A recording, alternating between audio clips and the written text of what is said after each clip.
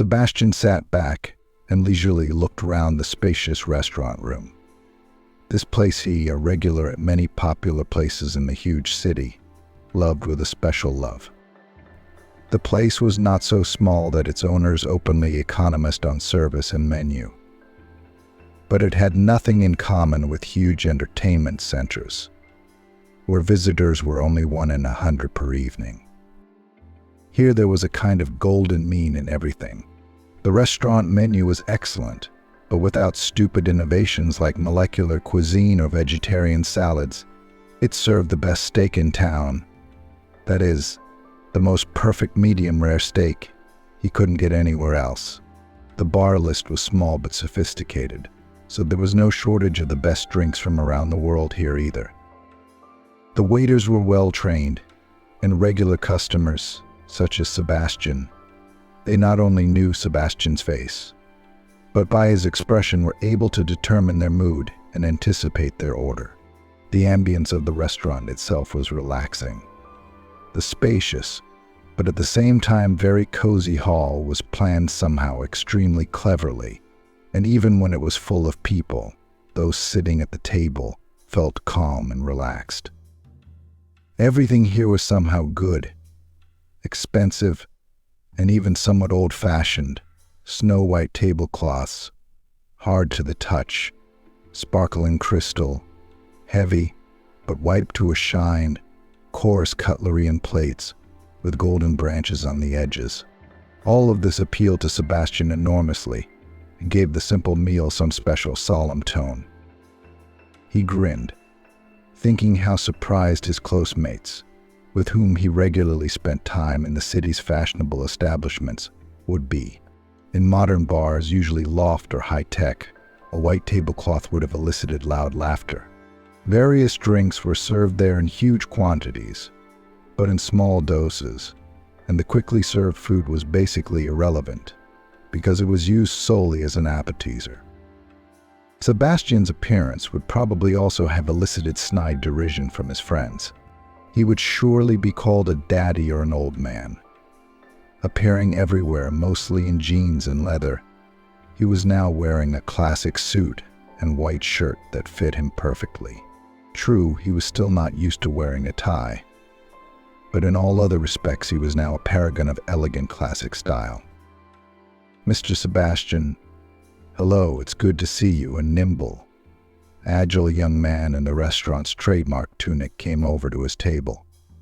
"Haven't seen you in a while." "Hello," Sebastian nodded. "Yes, I've been busy, but I finally got out." "It's 4 o'clock. The waiter squinted with a slight smile. "You probably want to have lunch, but not too heavy, so you don't spoil your appetite for the evening." Engaging in such freewheeling conversation with a regular, Matthew was ready to back off at any moment at the first sign of a customer's displeasure. He had known Sebastian for a long time, and had heard all sorts of things about him, including the fact that he usually spent his evenings in nightclubs and bars. Sebastian, according to his information, was a more than well-off man. He always paid more than the bill, did not skimp on tips, and was not particularly interested in the prices of food and drinks. That is, in the waiter's eyes, the client was very promising, but at the same time he was young and rather easy to talk to. It was worth keeping personal contact with such a person and trying to please him. It promised a lot of benefits to the guy himself. Sebastian seemed to like this style of communication. "Yeah, you want to eat good food and not get full at the same time. How do you combine the two?" Sebastian laughed. "Well, there's nothing easier. I can offer you a nice cold gazpacho with croutons, a portion of Caesar, and, if you like, a salmon fillet with cream as a main course," the waiter reported and stared at the customer eagerly. "Perfect. Just what you need in this heat," Sebastian marveled. "And while I wait, I'd like a double shot of whiskey. Only, Matthew, see to it that it's really a good old 18-year-old and not something else. Do you understand me?" "Of course, Mr. Sebastian. I'll personally see to it." The waiter nodded gravely, and after a second seemed to disappear into space. He sincerely hoped the customer hadn't noticed his involuntary glance at the car keys on the table. Sebastian leaned back against the soft back of the sofa and closed his eyes. It would be nice to sit like this in this wonderful place for a while longer, hidden away from everyone, thinking about nothing, remembering nothing, and thinking about what was going to happen soon and what he was going to do next. Sebastian did his best to pretend that everything in his life was going on as usual, that today was an ordinary day that flowed according to the usual course. On the surface, it was indeed business as usual, that obliging, rather shrewd Matthew the waiter was behaving as if nothing had happened and was willing to go to pieces for his interests. So he manages to look like himself, a confident, unruffled and wealthy man, as he has been for years.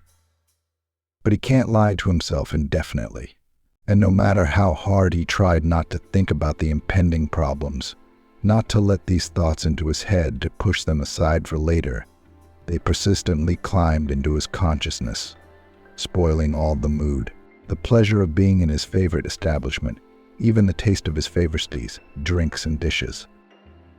The first part of the order was already placed on the table in front of Sebastian.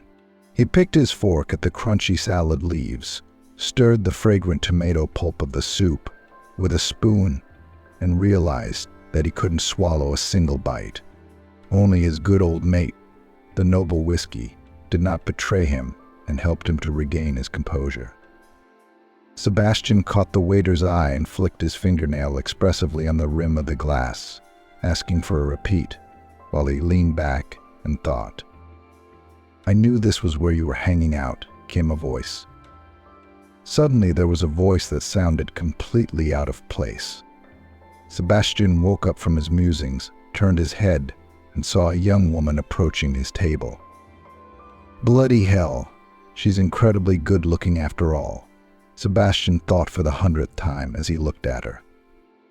Sebastian's assessment was fair, and it was quite sincerely shared by everyone in the restaurant. The woman was incredibly beautiful and spectacular. Slim profile, eyelashes so long that the shadow of them was visible on her cheek, slightly upturned nose, lips curved in a slight smile, green eyes slightly stretched to the temples, blonde curls lying carelessly but beautifully on her shoulders. This was by no means a complete list of her virtues. She had infinitely long legs and a slender yet very feminine figure, draped in a tight, shimmering dress with a black slit in the back. Sebastian knew her fundamental dislike of the casual clothes worn by everyone around her, jeans, jackets, t-shirts. She considered these clothes tasteless and would rather go out naked than dress like everyone else. Well aware of the advantages of her figure, she almost all year round wore dresses, and always chose styles that maximally emphasized these advantages. It didn't matter what time of day it was, where she was, or what society she was in. "Camilla, darling," Sebastian murmured, trying to discreetly slide a glass of whiskey behind a small vase on the table. "What's with all the tricks? Why aren't you answering your phone?" The beauty pronounced, landing gracefully on the chair opposite Sebastian and planting her foot on his leg. "Why do I have to run all over town, talking to your moronic mates, listening to your idiotic jokes? What kind of position are you putting me in?" She arched her perfectly contoured eyebrows and stared at Sebastian. "Hooah, hooah, hooah, sunshine, slow down," Sebastian grinned. "Firstly, no one forced you to track me down all over town. Secondly, you're the one embarrassing me. You know I hate it when you start calling everyone we know." "Are you kidding me?" "At me?" She drummed her perfectly shaped long fingernails impatiently on the table. "You've disappeared since yesterday. No word from you. It's impossible to get hold of you." "And where do I find you?" "In a pub where you sit drinking whiskey in the middle of the day and driving. Are you out of your mind?" "What makes you think that?" Sebastian tried to defend himself. I'm actually having lunch. And that's when Matthew, the experienced waiter, made a very stupid mistake. It was at that moment that he walked silently to the table and placed a glass with a new shot of whiskey in front of Sebastian. Your order, Mr. Sebastian, he smiled. But the smile immediately faded when he intercepted Sebastian's gaze directed at him. Clueless Sebastian thought angrily, you'll never get a tip. What makes me think so, Sebastian? The beautiful woman named Camilla grinned ironically. Still, her name suits her very well, Sebastian thought for some reason at that moment. It's quite impossible to imagine her as some Mary or Gwen. Will you stop getting drunk after all? We have a bunch of things to discuss. For starters, I rang the travel agent today about our tickets, and you know what I found out there? Camilla smiled charmingly and flapped her eyelashes picturesquely. That our tickets and hotel are still outstanding, and we have reservations until tonight. And then, honey, I stopped by the mall. You remember, don't you? I told you I was going to buy new suitcases for my trip. Now, you have no idea what happened to me there. Camilla continued to speak to him in a light, joking tone, smiling sweetly. But Sebastian knew her well enough to realize the storm raging beneath that outward calm. And what happened to you there? He asked in the same exact tone, as if wanting to buy time. You know, it suddenly turned out that my card didn't have enough money on it. To be more precise, there aren't any there at all. It's empty. She finally couldn't take it anymore, and practically snickered the last words so that other diners started looking back at them. You mean on my card? He remarked calmly. Camilla took a deep breath, obviously determined to maintain her dignity, and continued almost calmly. All right, let it be on your card. But it doesn't change the point. I find myself with no money at all, and you're sitting here drinking. Get used to it. Sebastian grinned suddenly. No more money is expected to be on my cards, and neither are your cards, for that matter. What? Camilla asked cautiously, unaccustomedly quiet to herself. Because, darling, that's it, finances are out. That's okay, we'll live like everyone else. Sebastian decided it was better to be assertive. He suddenly cheered up. You know, don't get upset. I've already thought of everything. I have a one-bedroom. I inherited it from my grandmother.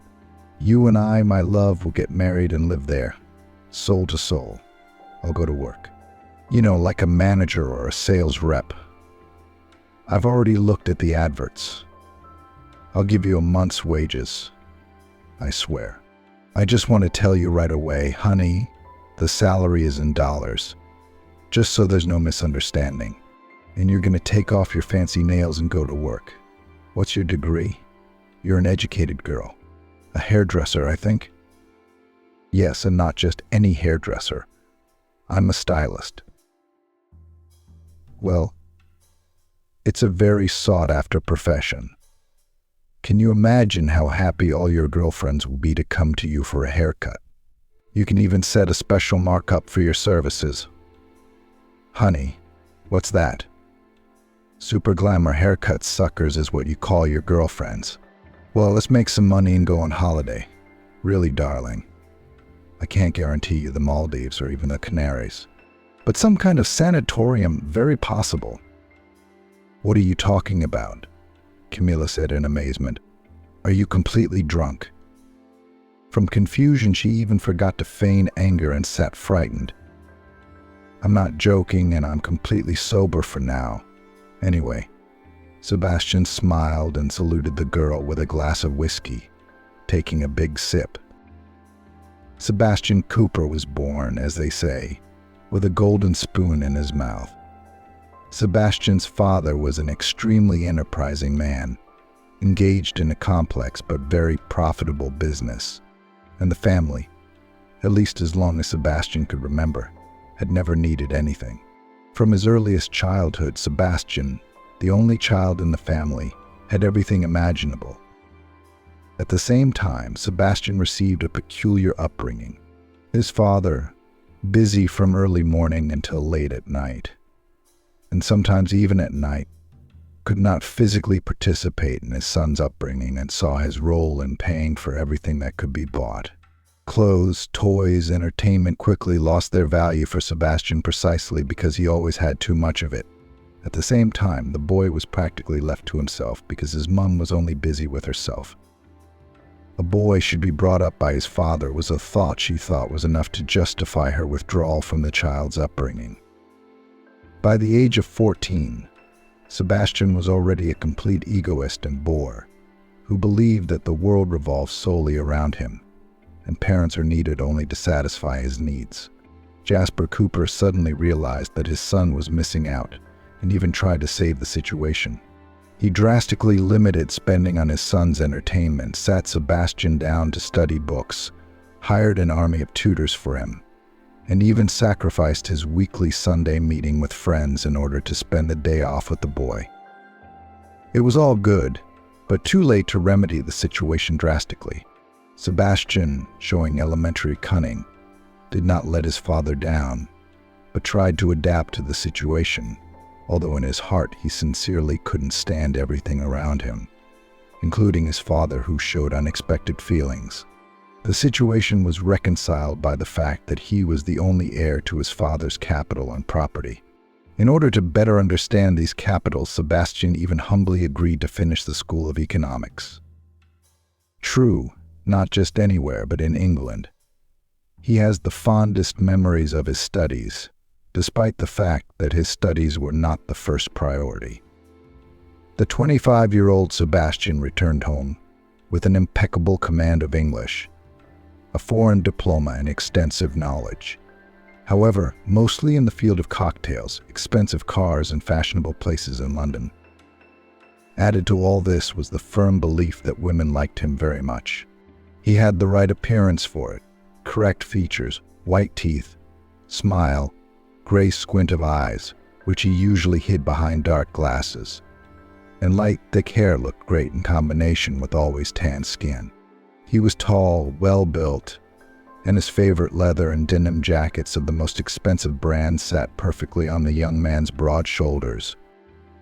The father patted his son on the shoulder, put his English diploma with the English coat of arms on the wall, and for some reason lowered his eyes.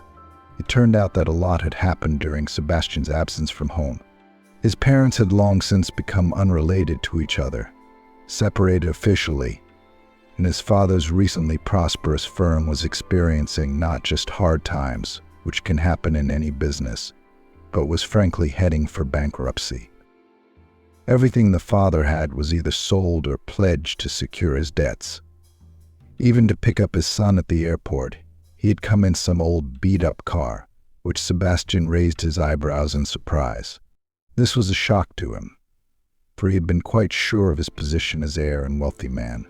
His whole life, all his views and aspirations up to now had been based on the fact that he was well provided with money. And suddenly this happens. "I'm sorry, son," the father chuckled bitterly. "I can't appreciate your English education. I'll be on the labor market myself soon. But don't be discouraged." He shook himself and clapped his son on the shoulder. "I've saved Grandma's flat in your last car for you, and I've saved some money for you. Hid it, so to speak, from creditors. That'll be enough for you for a while. Then you're on your own. What's the matter? I started out with a little capital once, too." "You did," Sebastian said angrily. "You started at a very different time. There were other opportunities then. Now what can I do without money? Work my whole life for someone else for a salary? Live in a crack house that you haven't even bothered to renovate over the years? Well, thank you, benefactor. I'll never forget you, and I don't want to know you anymore. You've ruined my whole life." Sebastian left his father with a loud slam of the door, but he took his money card and the keys to his car and flat. "I'll think about all this tomorrow," he thought, making sure there was enough money on the card. "And how do I go about it? I'll definitely figure it out too, but not right now." Right now I need to distract myself, come to my senses, unwind a bit. And Sebastian plunged headlong into the world of entertainment. Numerous mates and girlfriends were immediately found. Some from his past life, those with whom he had been friends before his departure for 3 years abroad, and new acquaintances. There were more new acquaintances. But Sebastian himself remained the same, self-assured, defiant, and agreeing only to the best for himself. There was an unshakable confidence in him that everything would work out in the end, that he would live his life the same way, without changing his habits and views.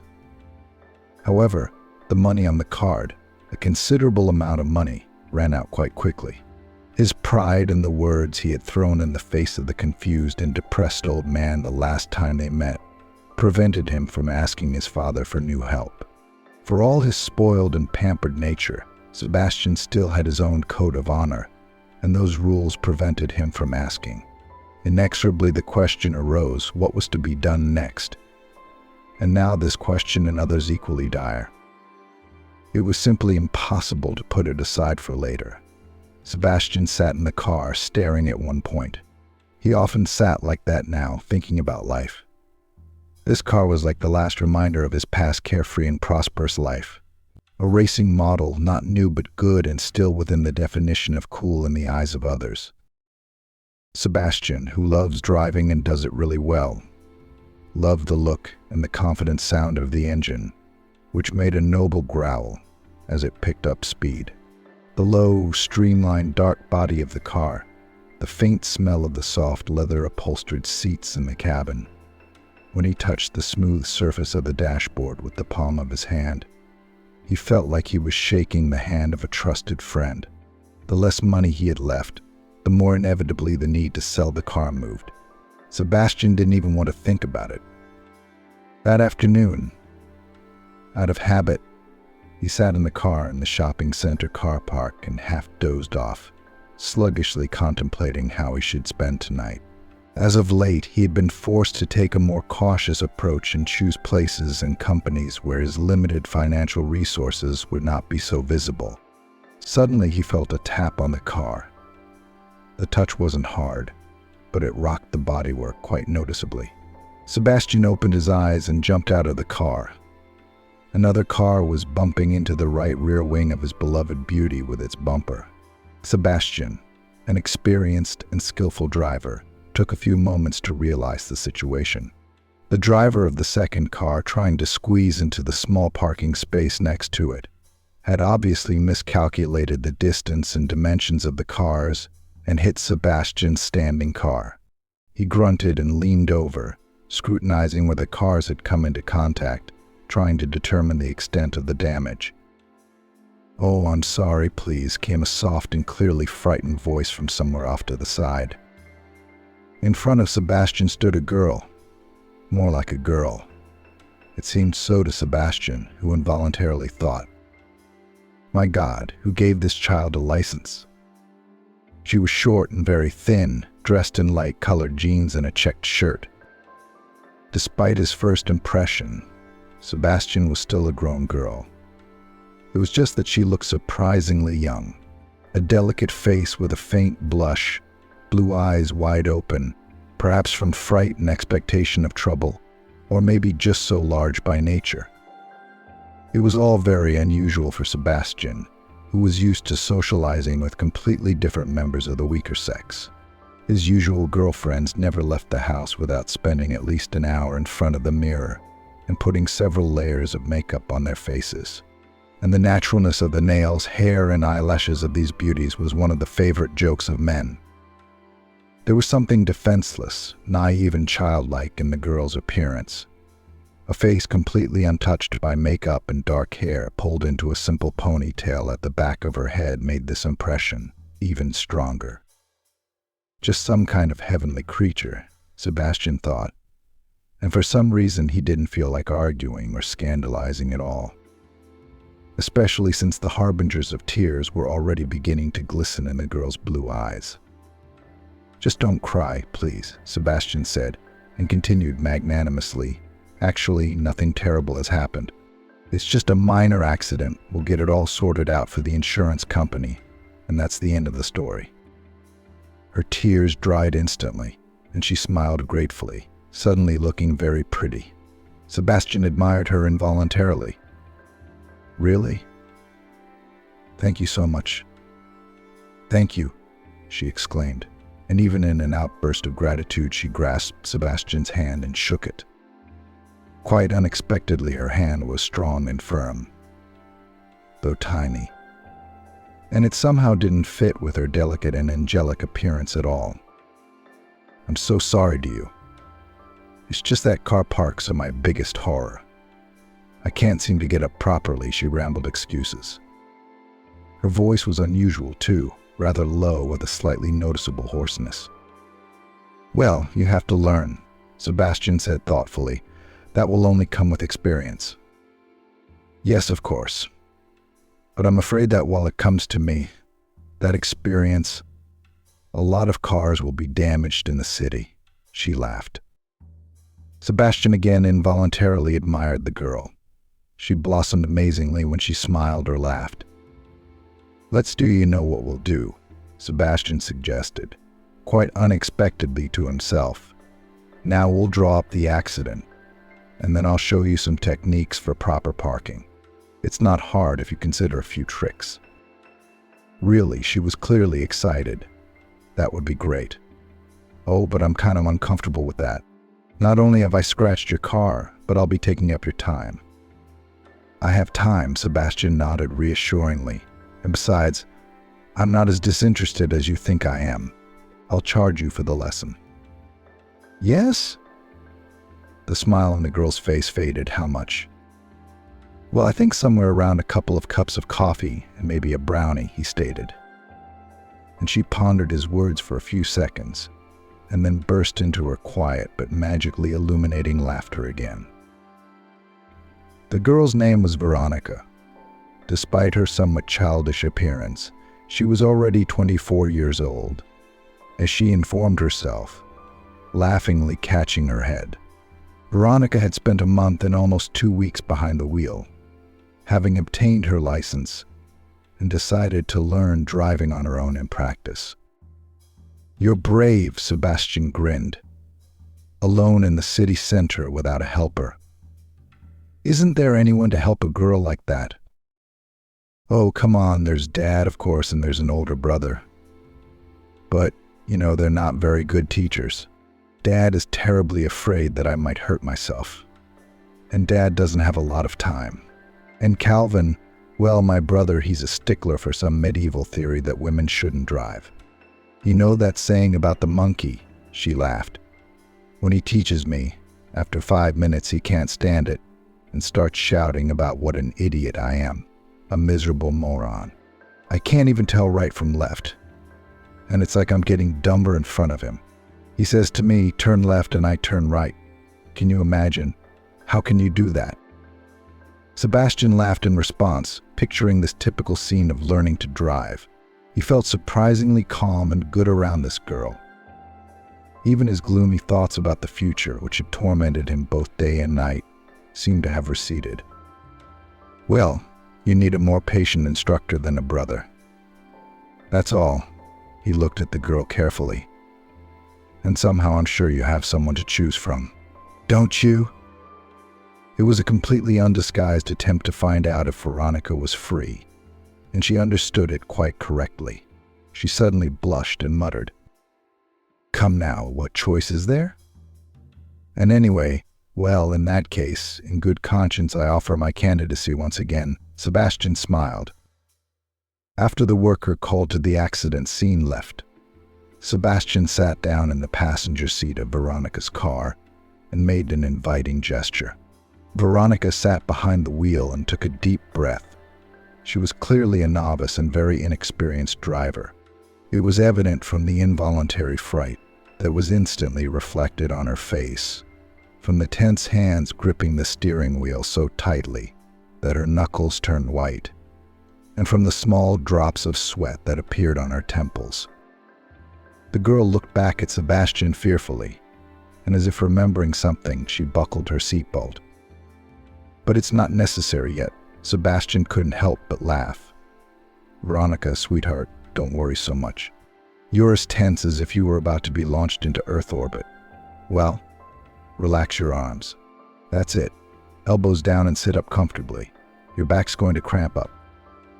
Saying this, he touched her hand lightly on the steering wheel, then her elbow, her shoulder, and felt some incomprehensible excitement.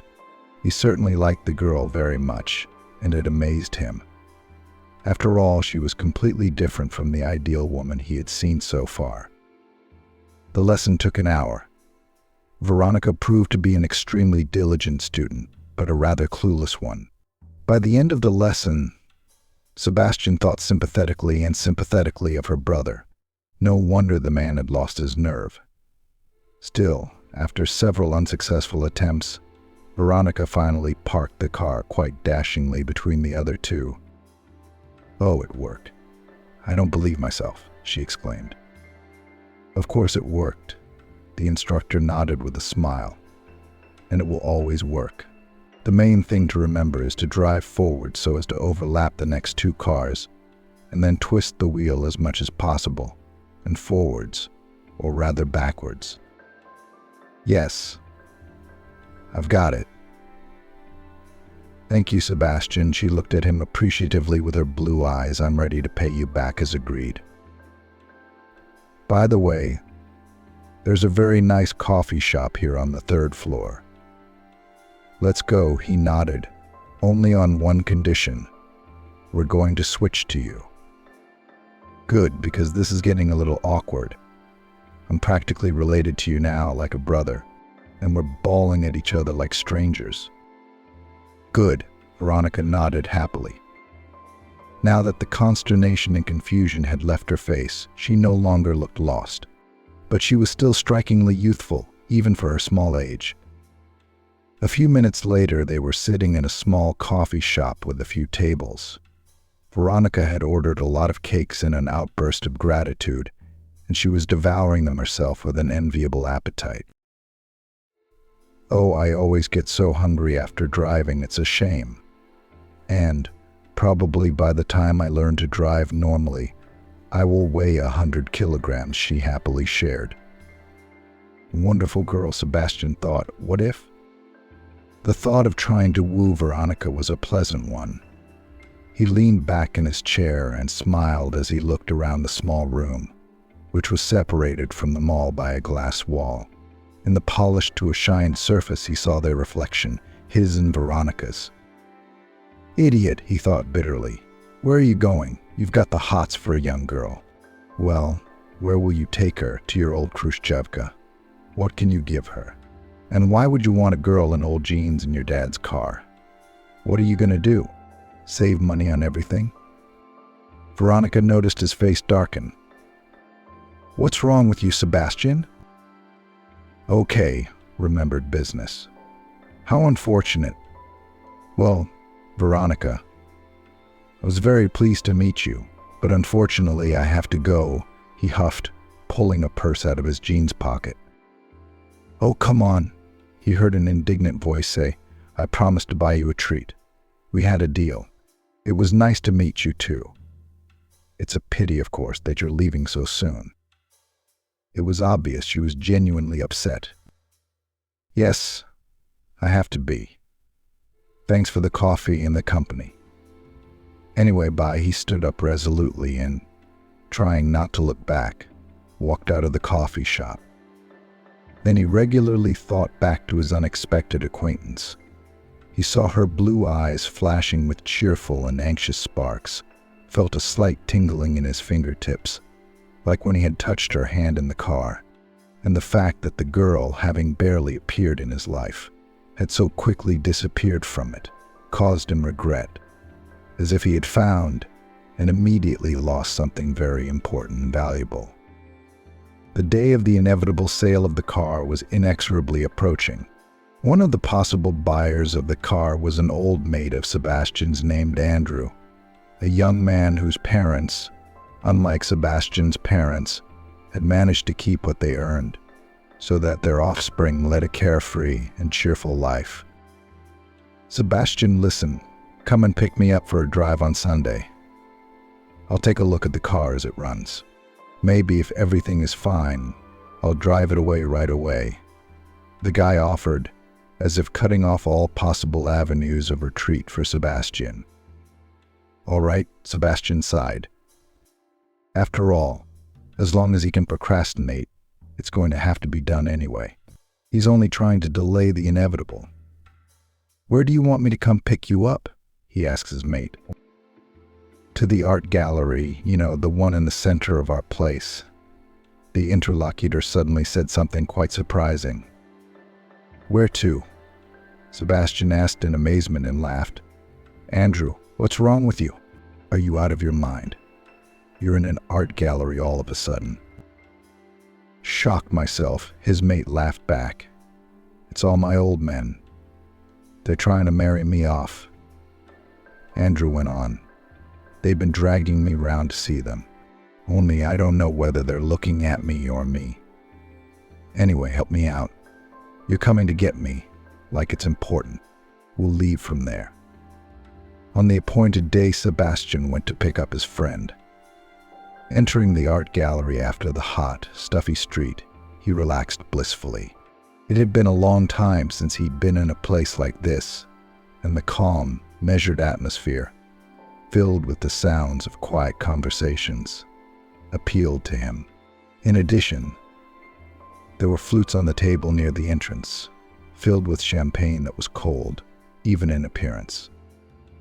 Excellent exhibition, very informative, Sebastian decided, gulping down a glass of the drink at once and appreciating its quality. Andrew was still nowhere to be seen, and Sebastian grabbed a newly filled flute from the table and walked along the walls where the paintings were hung. Sebastian was not a connoisseur of paintings. When asked what his favorite painting was, he did not hesitate to mention Bears in the Forest, and that was mainly because Shishkin's masterpiece was painted on the wrappers of his favorite sweets from childhood. On the walls hung mostly landscapes and still lifes. There were a few portraits, the usual mixture of different paintings by unknown authors. True, one painting suddenly held his gaze. It was a picture of a white sailing ship sailing along a moonlit path. In general, the simplest plot, but in the way in which it was all painted, felt something unusual, bold, strong. It was difficult to describe exactly what it was. He stepped closer and gazed intently into the painting, trying to figure out what it was that was giving it such an effect, and went deep into his thoughts. Sebastian came over his ear. He flinched violently for some reason. The hand holding the champagne flute jerked upwards, and the yellow liquid splashed generously onto the painting. He turned his head and saw Veronica standing in front of him. She didn't look like a child today, but like a very pretty young woman. Her eyes were slightly emphasized with eyeliner, and her lips were touched up with gloss. Her loose hair lay in a lustrous wave on her shoulders, and her simple but elegant dress, not long, emphasized her slim, slender figure and slender legs. She looked surprised and confused, shifting her gaze from him to the damaged painting from which trickles of champagne were dripping.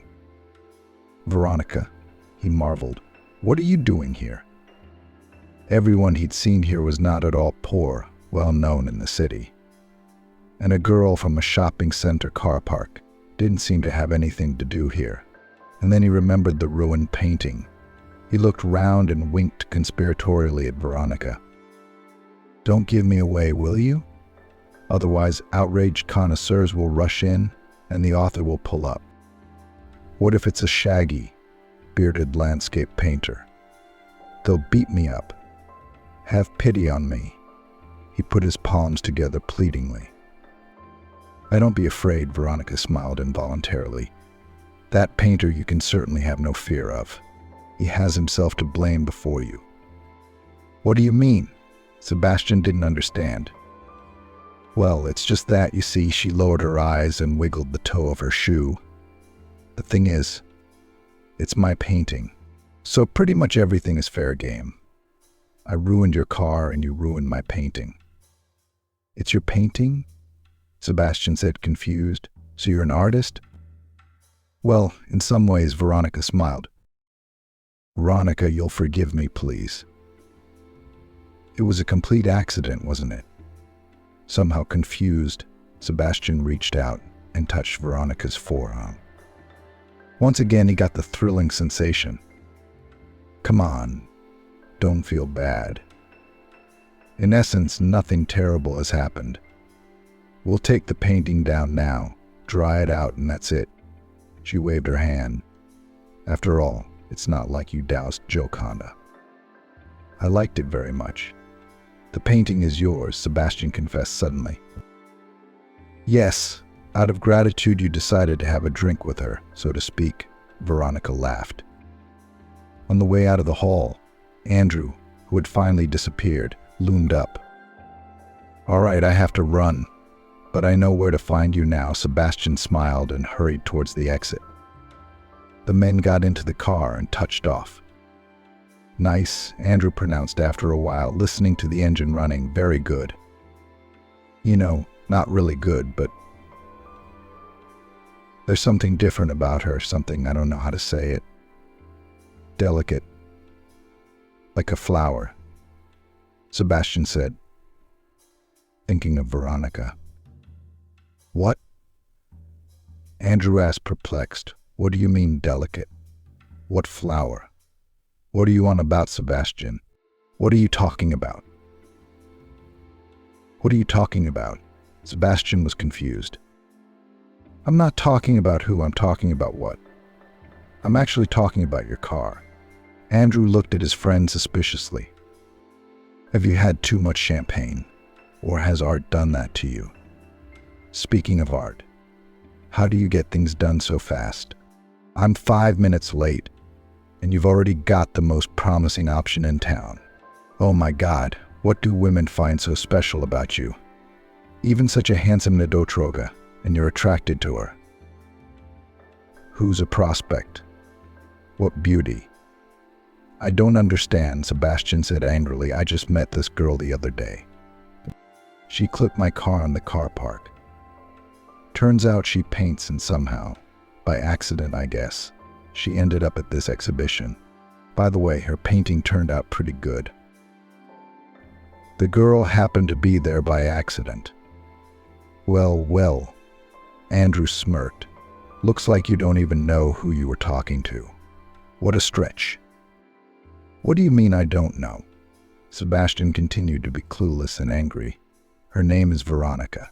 She's an artist, a simple girl, recently got her license. Drives accordingly. Well, I mean, no way. Listen to what he knows about her. Andrew nodded gloatingly. And surely you know more. Sebastian parried ironically. Of course I do, just like everyone else. All right, Sebastian, I won't intrigue you further. Your simple girl with whom you were chatting so sweetly just now is none other than Veronica Henderson herself. Does that surname mean anything to you? The surname, pronounced Andrew, spoke volumes to Sebastian. So much so that he hit the brakes in surprise and heard the indignant honking behind him as he came to a sudden stop in the middle of the carriageway. They were shouting at him from all sides, threatening him with fists, twiddling their thumbs at his temples. A couple of cars even uttered a few expletives at Sebastian, and he flapped his eyes confusedly and stared at his friend in amazement. Henderson. But she isn't the daughter of the very same Henderson, is she? He said slowly. Well, just the daughter of the very same one, nodded Andrew. I don't wonder at all if this whole vernissage tonight was started for the sake of Veronica and her ingenious creations alone. I don't understand any of it. But if she's a Henderson, why then? He remembered the car, not a brand new car, not fresh. The girl's plain, off-brand jeans, her pretty but too plain appearance. Her confusion, her fright after the accident. Is this how the daughter of such a man should look and behave? Listening to Sebastian, Andrew looked round anxiously. Can't you drive on after all, before someone comes at us? Mind you, I'm not buying a broken-down car from you. Andrew, I'm not selling you a broken-down car. I've changed my mind, Sebastian said abruptly, pulling out of the driveway. I'm sorry, but things are going to be different now, and I really need the car myself. Jerk, Andrew muttered resentfully. Andrew, you berate me. Berate me with whatever words you want. Just loan me the money. Sebastian turned sharply and stopped at the curb. Be a mate. I'll pay you back. You know me. I wonder what kind of money you're going to pay me back with.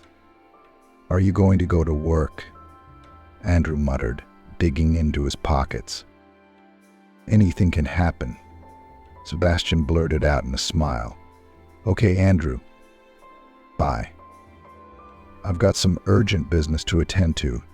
You'll have to excuse me. A plan to save himself from a difficult financial situation was born instantly as soon as Sebastian heard the name Henderson.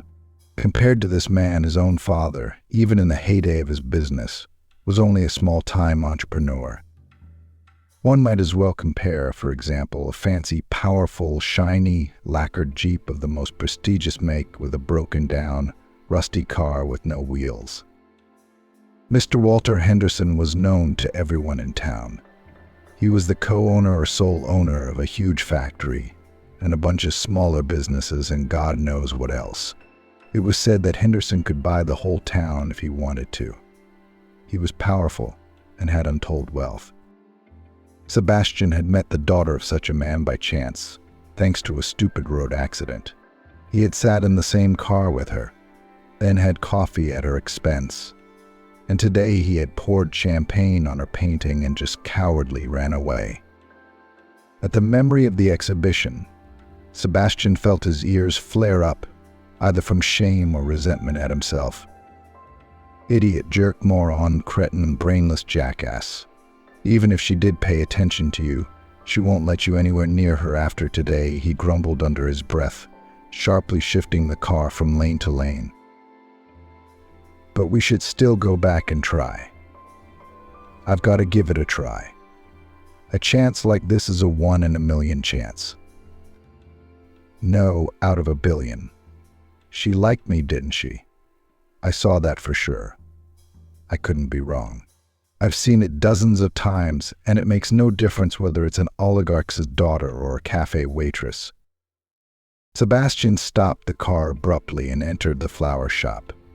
He came out with a gorgeous bouquet of white lilacs and rushed towards the art gallery.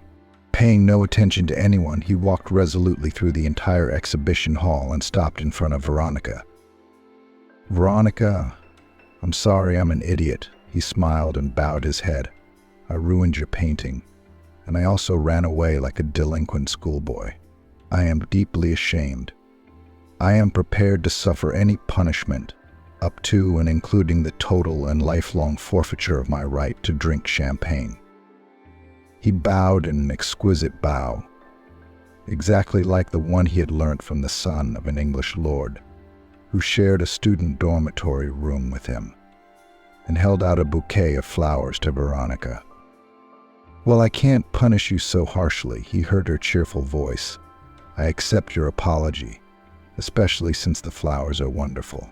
How did you know it was lilacs that I loved in particular? Gotcha, Sebastian's mind flashed. Veronica Henderson was not at all what most people who knew who her father was thought she was. Veronica and her brother Calvin, who was 5 years older, were not typical of the golden youth at all. When they were born, their father was already a very wealthy man, but they didn't think about it seriously until they were 15. The Hendersons lived in a large, well-built, but very ordinary flat. Calvin and Veronica went to an ordinary secondary school in the next street, ran classes in sections, and received a trip to the sea in the holidays only as a reward for excellent studies. The fact that you had to study only for honors was not even stipulated in the family. It was a matter of course. Besides studying, both Veronica and Calvin were obliged to learn at least one foreign language, to be constantly engaged in some sport, and to achieve results in a particular art form. The choice of what to do was left to the children themselves, but the demand from both of them was regular and strict. So it turned out that the pupils of the lower grades simply did not have time and special opportunities to, as their father put it, go mad, become spoilt and spoilt. I want them to grow up to be just normal and healthy people with no shifts or stupidity in their heads. Mr. Walter Henderson explained his pedagogical methodology. I'll leave them with too much money. The man sighed. That's what I want them to be, smart enough not to go mad when they get it.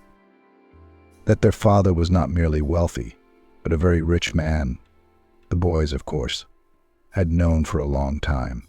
And here Mr. Walter Henderson, it must be said, was extremely fortunate, whether his hard-working upbringing had worked, or whether his children had turned out to have such characters. But both Veronica and Calvin grew up believing that no matter how well off the family was, they had to do something for themselves.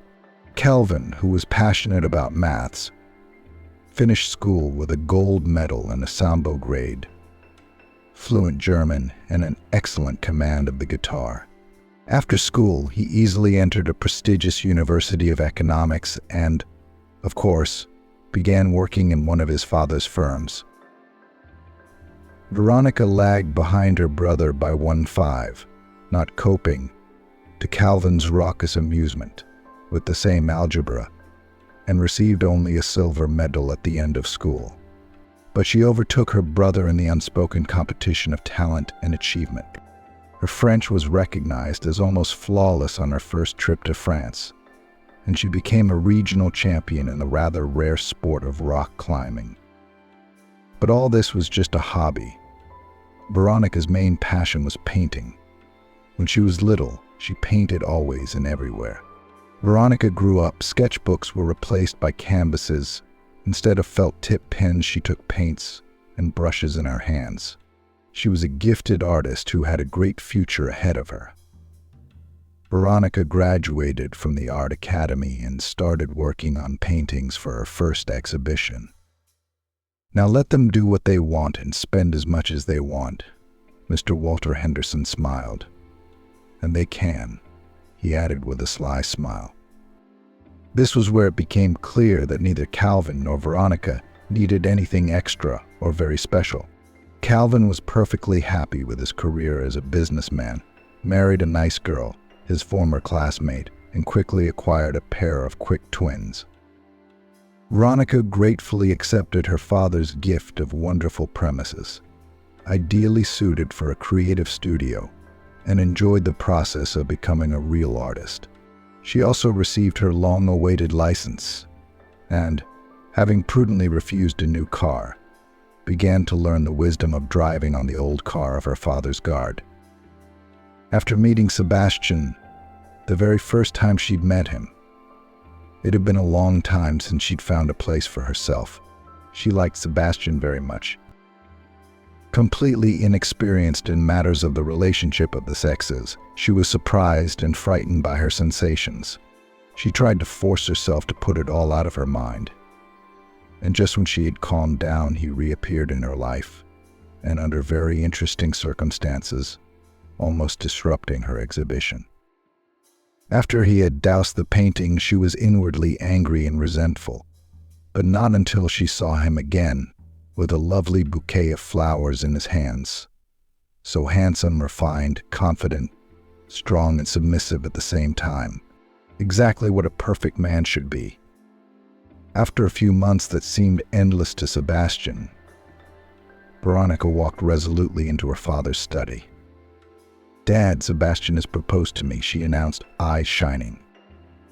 "I have been waiting and dreading it," pronounced Mr. Walter Henderson after a long pause. "I will be perfectly frank with you. Sebastian Cooper is not at all the man I would like to see by your side. But apparently my opinion doesn't play any part." "Dad, why would you do that?" Veronica was confused. "I care very much what you think, and Mum and Calvin. But you see, it only matters how you feel. And you just can't imagine a future life without him." "Okay, Dad, we love each other," Veronica told her father confidently and asked anxiously, "Don't you believe it?" I believe you, absolutely, Henderson Sir nodded. Have you really fallen in love? My silly, clever girl. And about him, Daddy, I know there are all sorts of rumors about him. Maybe it's all true, but even so, he's changed. He's different. He doesn't deny that his life wasn't exactly exemplary before. So what? Veronica paced the room excitedly. Her father followed her with a thoughtful glance. Well, there's no use talking you out of it.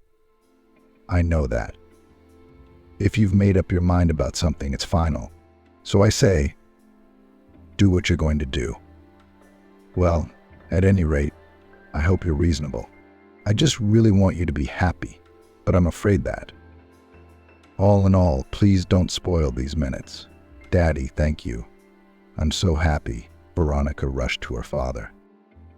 Sebastian endured for a year, and then he got bored. Veronica was sweet, intelligent, and tactful. She was nice and quiet with her. And that's what annoyed Sebastian. He felt like a race car driver trapped in a padded room. He was like a bar regular who is fed sweets when he dreams of strong drinks. Next to him was a beautiful, fragile, intelligent young woman, and he was drawn to those who squint their thickly painted eyes, curve their red puffy lips and impudent smiles, and are not shy to say and show everything that it is customary to hide from outsiders. And then this boring, dull job, it's just insulting that he has to go to the office every day as a regular employee and pretend to be passionate about business processes. What's the point of the family's money then anyway? Isn't the point of allowing himself to do nothing for the rest of his life? And he started disappearing in the evenings, first sometimes and then almost every day. How pleasant it was to plunge back into this world of pleasure, idle talk, unrestrained parties, booze and colorful women, who now hung around his neck even more readily than before. And then Camilla appeared in his life, mind-bogglingly beautiful, passionate and demanding, very demanding, especially in terms of money. You know, I'm sick of these crumbs, I need much more, she once declared. Yes, and I think you, too, are tired of playing the model and faithful husband. She smirked. Have you ever thought of slipping away from this family, grabbing a bigger piece for last? Aren't you afraid they might tear my arms off along with that piece? Sebastian grinned back. Well, wait a minute. It's clear that no one will give you a share or a firm. But you are entitled to your property in a divorce, for example. You just need to have more property. Well, to have something to share, Camilla ranted confidently. You're an expert on marital relations. Sebastian teased his mistress, but the conversation made him think. Especially since Veronica herself had become suspiciously quiet lately. He regularly caught her thoughtful, evaluating gaze and realized that something really had to be done before he was once again deprived of this secure, prosperous life. Honey, I've been thinking about us for a long time and I've realized we need a house, you know. Sebastian said one evening when he decided to stay at home, our family life isn't working out yet somehow, is it? You think so too, don't you? And home is a whole other level. Home is complete privacy, peace and quiet and children. You know, our children, your favorite dogs and your paintings on and only our walls. Sebastian knew how to be persuasive, and Veronica still believed in good things, and willingly let herself be convinced that their happiness together was possible. No matter what. Papa, help us, she appealed to her father. I know you don't believe Sebastian or my happiness with him, but maybe you will believe me. I want to very much. Mr. Walter Henderson looked wistfully and sadly at his daughter and was silent. A few days later, her father asked Veronica to stop by his office. Veronica, my girl, I've thought about it and I've made a decision. I am ready to buy you a house, or rather, to help you with the money to buy it. But I have one condition, and it is mandatory. Mr. Walter was silent for a while and continued. So, I'll give you the money to buy the house, but I want the house to be registered in my name. Our lawyers will do everything. In a year, if your family continues, I'll retitle the property to you and your husband." "But Dad, that's kind of weird," Veronica shrugged in surprise. "You can consider it a senile quirk of mine," Henderson grinned. "By the way, I was wrong. I have not one condition, but two. Don't be alarmed, I won't demand that I live with you, though it'd probably be nice. I want Sebastian not to know that the house is titled to me." "Dad!" Veronica looked at her father indignantly and jumped up from her seat. "Well, this is just too much. I realize you never fully approved of my choice, but I was counting on you to at least respect it. I love Sebastian and you want me to lie to him. I just want you to keep some details quiet for now. It's not a difficult thing to do. And believe me, it won't affect anything at all. I repeat, if all is well in a year's time, I'll retitle the house to you, even if you want it to be Sebastian's alone." Henderson looked at his daughter and then suddenly walked resolutely over to her and embraced her.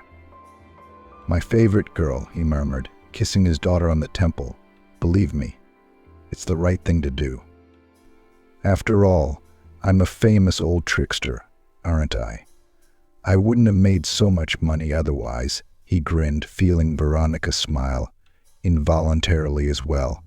"I have an intuition, and it tells me to do just that." He kissed his daughter once more and gently set her down in the chair. "Do we have a deal?" He sat down beside her and looked into her eyes. "You buy the house, but you don't tell Sebastian the details of the deal. You just say our lawyers are handling it." "Yes." "Yes?" "Yes," Veronica said faintly. "Well, Sebastian, that's just unbelievable." Camilla grabbed Sebastian's hand. "I've been traveling around looking at your new estate. There must be a fortune invested in it, no less. For a fortune like that, it's a risk worth taking. Darling, you'd better hurry up with the divorce. I don't want to miss the start of the season. You know, I've always had a Maldivian tan, so in 3 months' time we should be going on holiday with you." "Look, Veronica, I've tried, but I can't. I can't bring myself to do it. We're too different, and it won't work. No matter how hard we try, we'll only wear each other out.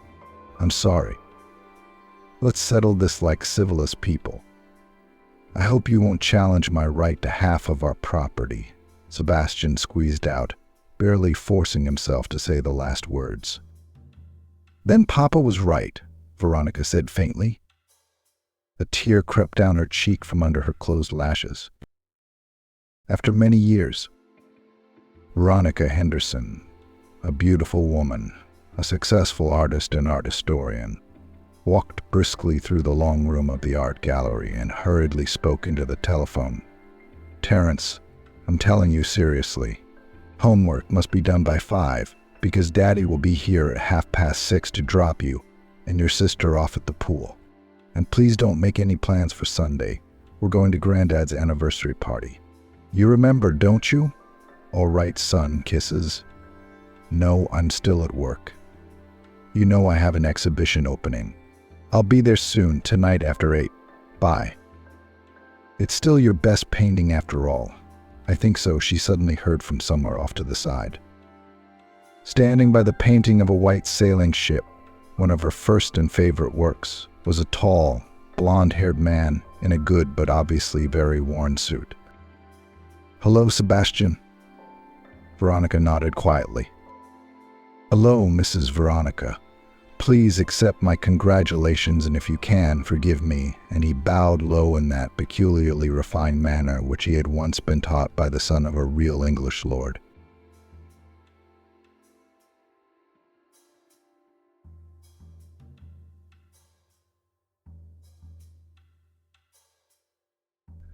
Arriving at the call to the little girl, Christy froze when she saw her husband, who left on a business trip yesterday. A4. Christy walked over to the coffee machine to make herself a double shot of hot, strong savior. She had night duty in the ER tonight, and she'd never learned to sleep half an hour between calls. Any rest is just a bother. The nimble nurse Vanessa, with whom the pediatric ambulance doctor has already gone through many difficult cases, about sleep joked. Uncle Sleep has come to me again. He is starving me even on the move. I can't get coffee in me anymore. Energy drinks in bright metal cans, alas, do not save me. And they're disgusting. When the life of a child somewhere in their city held on the edge, balancing on the edge of the abyss, Vanessa was able to gather so that the doctor only marveled. Iron nerves, iron character, she remembered from her youth, a phrase either from a cartoon or from song. From herself, she mentally added, and a heart of gold of enormous size, which manages to fit love for the whole world. After each return from a call, Vanessa and their driver, Miles, fell asleep with their heads barely touching the cushions on the sofas in the lounge. Their crew chief, Christy, on the other hand, felt everything at her post, always staying fully alert. Christy embraced the still steaming cup with both hands, blissfully sipped her favorite smell with her nose, and thought with pleasure, "I'll come home after my shift. I don't need to cook anything. There are a couple of cutlets in the fridge and the rest of yesterday's mashed potatoes." Winston's husband had been away on a business trip since this morning. Free the parrots from cooking for 3 days ahead. The woman stretched her legs out on the coffee table, peering at her assistants. Ashley was dozing sweetly to the peaceful hum of the split system. It had been a sweltering summer this year. The machine had been working like crazy for the past 24 hours. Where did it get its mechanical strength? Miles was sleeping peacefully. Everyone at the ambulance station knew he was in love with Cynthia.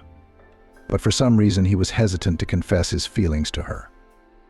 The 6'2" big man had been in the hot zone as a contract serviceman. After the injury, Miles lost his wife, who did not want to see in the house of a freak with a scar across the cheek. In the presence of rambunctious Vanessa, the former Miles turned into a timid lamb, stammered when she asked him questions. He would blush if they made unwitting contact. Christy smiled, remembering how her Winston had cut interested circles around her almost 20 years ago. He'd approached her in the park, where she was cramming Latin on a spring afternoon so she wouldn't fail her medical school exam. "May I sit down?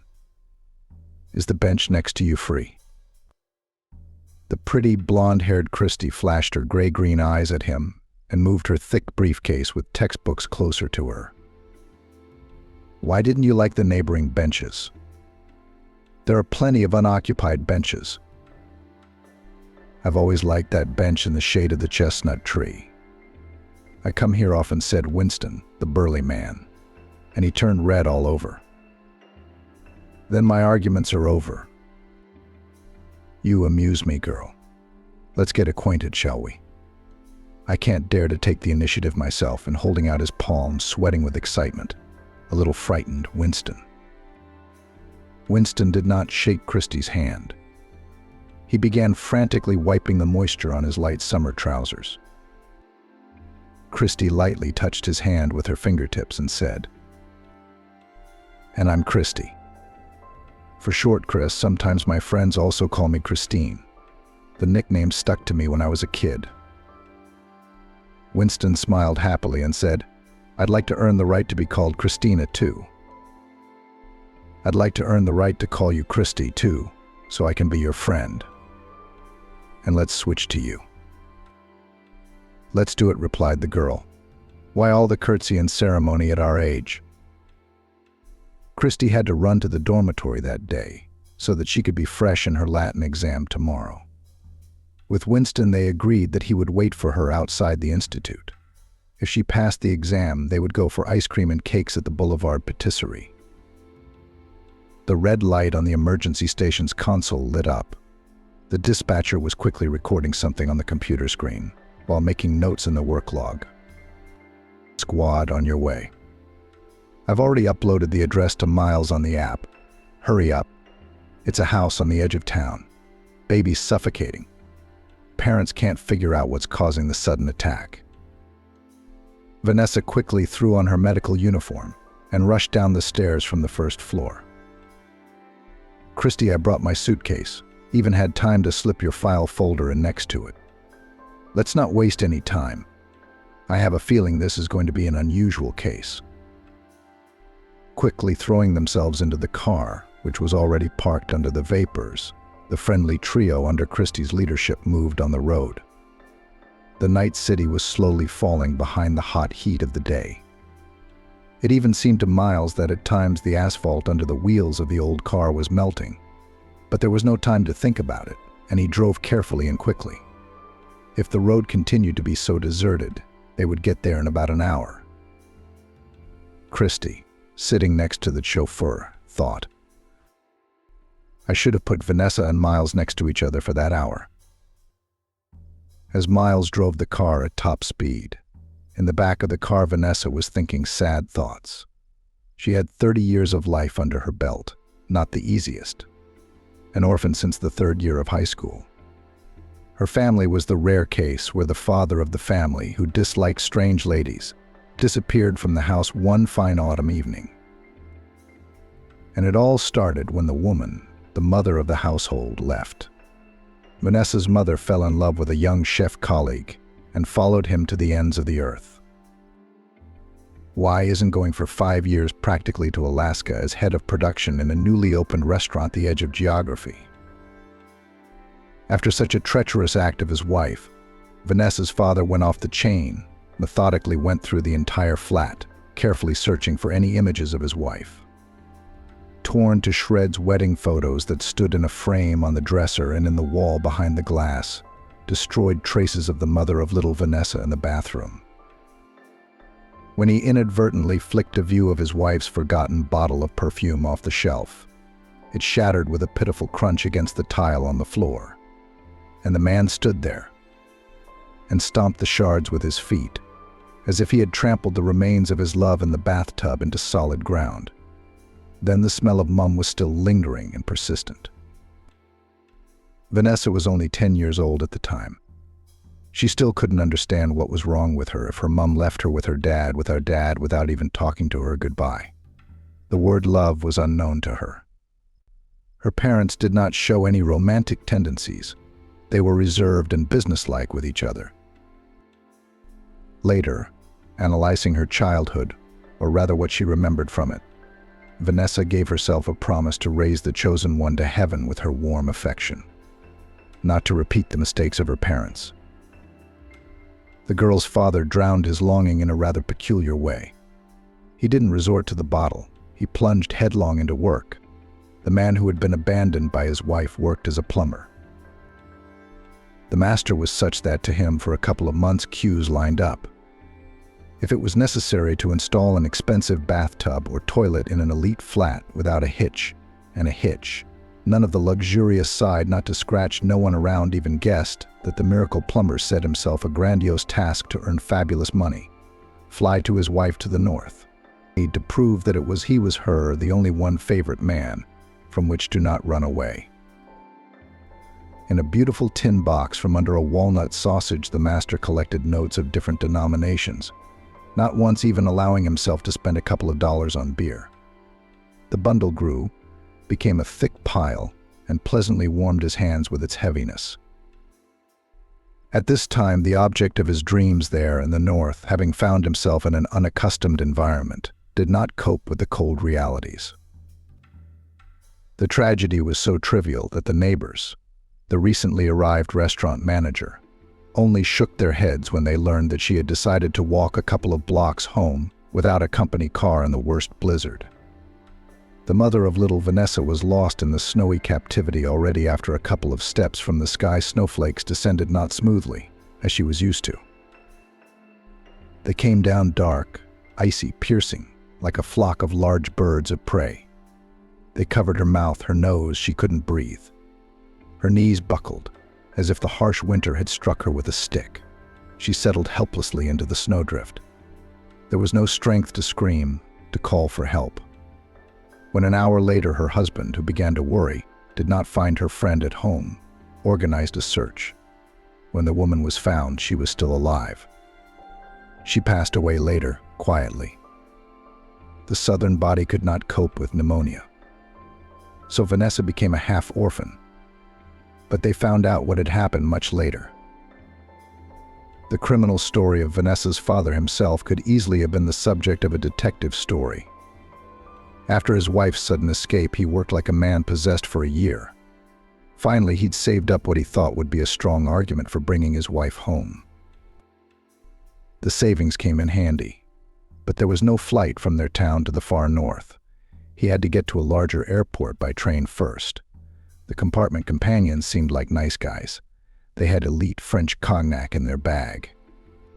He couldn't even pronounce its name clearly. He had Ossetian pies from a nearby bakery, a couple of his favorite juicy lemons, a chocolate bar. Vanessa's father had a sweet tooth. It was a hearty dinner. He didn't even realize he was going somewhere. He became sluggish, relaxed, began to tell his new friends the story of his life. Even traitorous tears came to his eyes.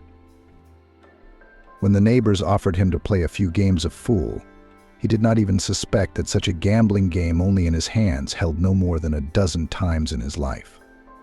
Therefore, at the remark, "Well, you've got to be kidding. Even with epaulettes you left us. You should play for money, lucky boy. In no time you'll leave everyone here without trousers." Lucky reacted with enthusiasm. Who would give up his money bag so easily? Everyone threw in $1 on the card game. A ridiculous amount just for fun. In front of the eyes of the woe traveler, paper pictures with kings and ladies were spinning like in a mystical trick. You only had time to figure out what to throw on the table once again with a fan of colorful portraits. The first $1,000 to cheerful mates Vanessa's father lost out of pure interest, for a light drive. How did this amount in 1 hour increased 100 times? I couldn't even figure it out. My head felt like cast iron. My eyes were all blurry. For some reason he wanted to sleep. The last thing he heard as he fell into the viscous darkness was, "Ashley, help Winston, he's got his heel on his money bag." Then silence and darkness. For some reason it seemed to him that he was no longer in a compartment sitting on a bed cozily separated by a caring conductor, but was swaying together with the carriage in some narrow metal space. A sharp scraping of something metal, cold wind, wet drops of rare rain in his face. No flight. The body of my father, who had been thrown out of the train, was found a couple of weeks later in a dense roadside thicket, quite by chance, between two settlements near the railway track. In these places even mushroom pickers and holiday makers appeared very rarely. And here a couple of lovers were brought into the forest belt. They rode their bicycles, spent some time alone, without prying eyes, and were about to go home. Attention was attracted by a red rag in the bushes, which turned out to be a colored sports bag. Then there was a long identification of the deceased, search for relatives. That's when it turned out that Vanessa's mum wasn't alive either. Where did the money intended for the restoration of the family go? How did the man end up near the railway line? No one ever found out. There was a man, and then he was gone for nothing. Vanessa, left for the period of her father's departure to the north in the care of a kind-hearted neighbor, was sent by the guardianship authorities to an orphanage. And their new walls, a new life. She was a sociable girl. Other children in the state institution shut themselves off. She, on the contrary, as if opened up to her peers and carers in her studies and in all activities. Vivacious Vanessa, with a mop of blonde hair, brown mocha-colored eyes, and a slim figure, is ahead of the world. Her favorite subjects are biology and chemistry, hobby participation in a series of theater productions. But also in sports competitions, hikes among the girls, the best friend is not to be found. In one of the educational outings, classmate Vanessa stepped on a rusty nail. Bad place, bad wound. Even the gym teacher and the young teacher were confused. It was more than a kilometer to the camp. Blood was gushing from Anthony's wound, scarlet, boiling. Vanessa and the others looked at the wound for a few seconds. Then they couldn't even tell how the fearless girl had made a tourniquet above the injured place from some rope that had come from nowhere, and shouted into the crowd, Write down for Cynthia the time she knitted it and call her. Now. She tore the white cotton shirt she wore into improvised bandages. Quickly get the first aid kit. See what disinfectants I've got, Vanessa commanded. Some aunt forgot to put a fresh batch of sterile bandages in it before the trip. A little later, having recovered from the shock, the gym teacher threw his jacket over the shoulders of the girl, who remained in one thin top. With the help of 2 students, he made a stretcher out of tree branches. The boy could hardly walk on his own, limping and writhing in pain. Already at the orphanage, in the inpatient medical room, Cynthia told Vanessa after the ambulance had left. "I've just heard the doctors praise you for the first aid you gave so expertly. You're the one who should be singing an ode to you, not me." The old crow. "Didn't you check before the trip that the first aid kit was poorly equipped? Shame on my gray head. Where did you get this professional knowledge, child?" Vanessa laughed and replied, "I don't know. Firstly, I love films and TV series about doctors. Secondly, it's like someone is sitting inside me and telling me, take this, and do that." That's how it came about by itself. That Vanessa chose for herself the future profession of a medic. It was not by necessity of compulsory study somewhere after the orphanage, but by a great sincere love. The ambulance drove heavily up the slight rise at the end of the alley and stopped in front of the house at 10 7th Avenue. Christy deftly picked up her suitcase and walked briskly to the wicket. Vanessa was already standing behind her, covering her rear, as usual. An old brass bell was visible on the wooden gate. And Christy thought, "It's a rarity. It must have been out of commission a long time ago." But the bell did not let her down. It rang loudly in the dead silence of the empty street. Confident footsteps sounded behind the wicket, and the next moment it swung open. A silent scene. The audience might have stood up and announced the neighborhood with a tumultuous, prolonged applause. In front of Christy stood her husband Winston, who had left on a business trip that morning. On seeing his wife, the husband stammered and whispered, "Come in, please. The girl is in the house, in the back room." Christy and Vanessa rushed through the house. Iron hammers rang in the former's head. All the questions later. Right now, it's just the girl and her life. But what does it all mean? Why is Winston here? What has he got to do with this little girl? The anteroom smelled hauntingly of dusty candles piled by the front door. There was a general lack of tidiness that was evidently a constant feature of the place. In the next room were the aromas of yesterday's borscht, which had already passed more than one test, biscuits, and a little cinnamon. The little patient was lying on a small sofa, and a young lady of exotic appearance was rushing around her. Seeing her mummy, Christy was a little confused. Dreadlocks of frightened hair the color of acid fuchsia, eyes thickly lined with black. Bottom jeans with huge fancy scuffs on the knees, top a shapeless t-shirt with a strange pattern on it. The thought fluttered helplessly in my head again. Winston. What is her Winston doing here?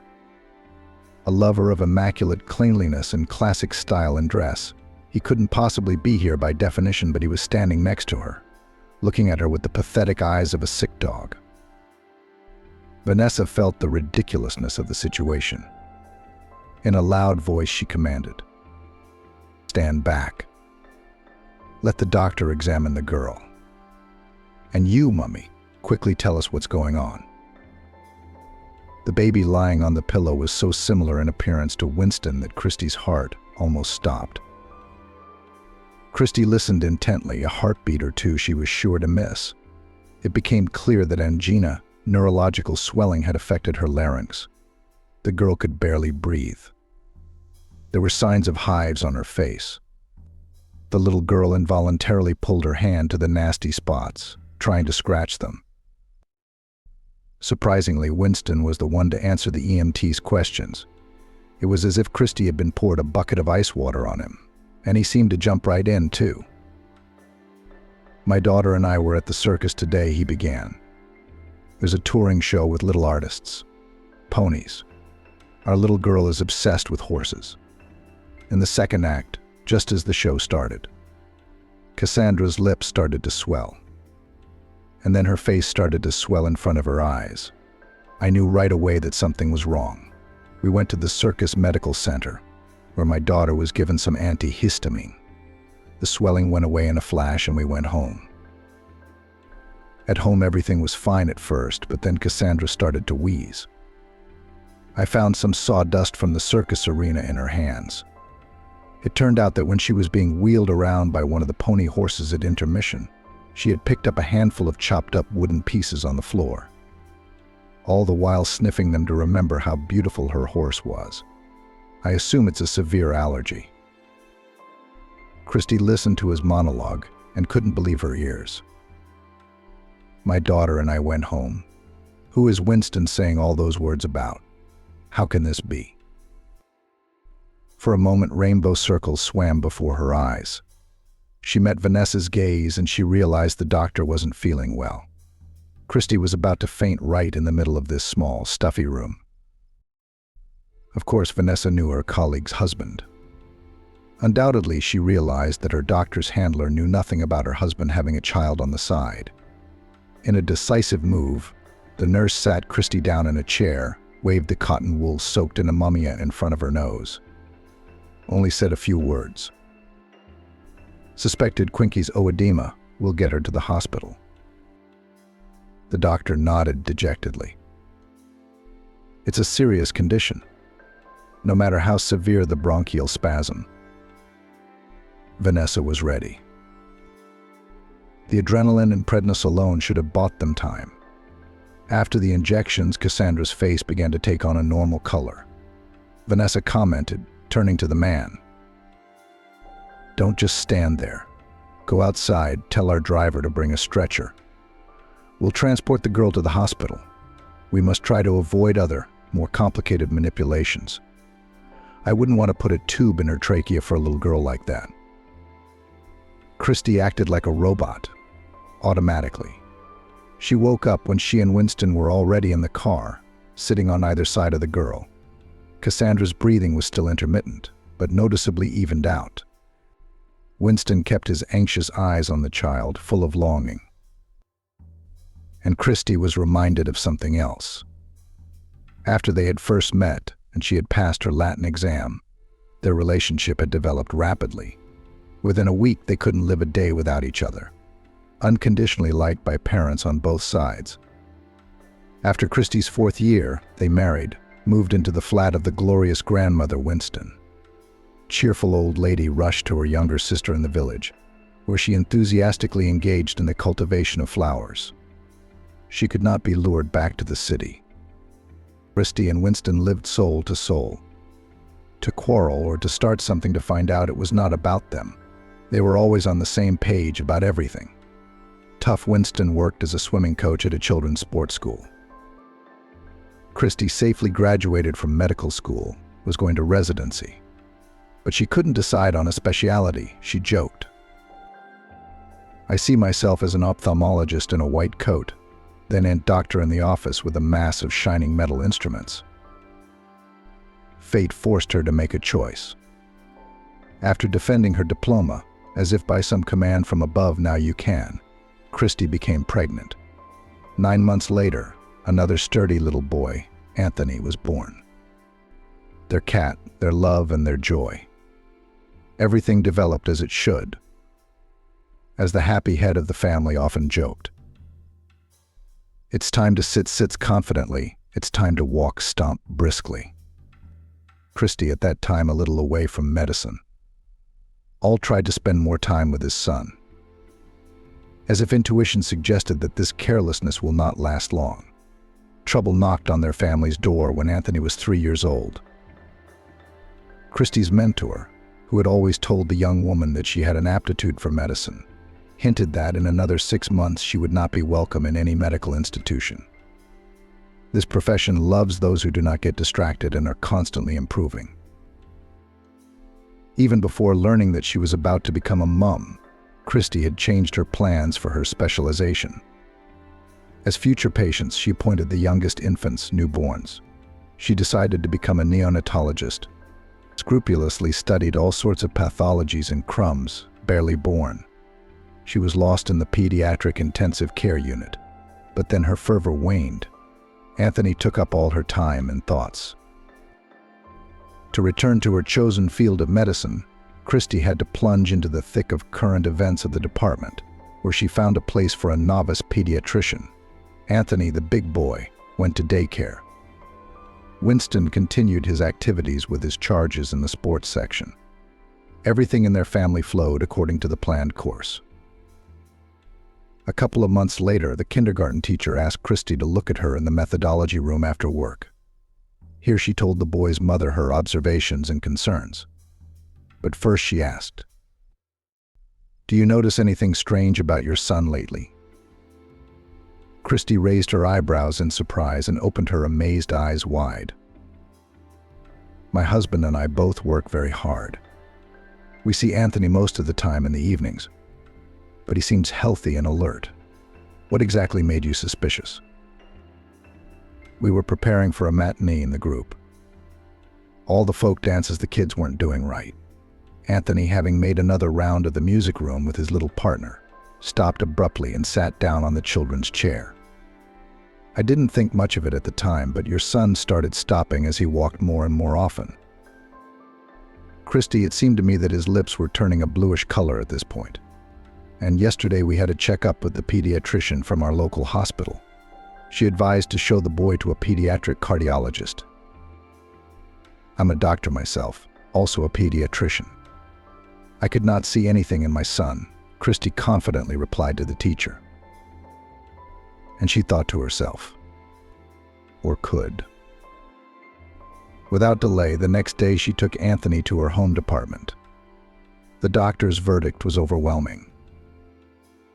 "Your son has a rare form of heart defect, which usually manifests itself only by the age of 3 or 4 years. The only way out is an urgent operation, otherwise he will not live for 6 months. His condition will worsen every day. In our city, such a complex surgical intervention is impossible.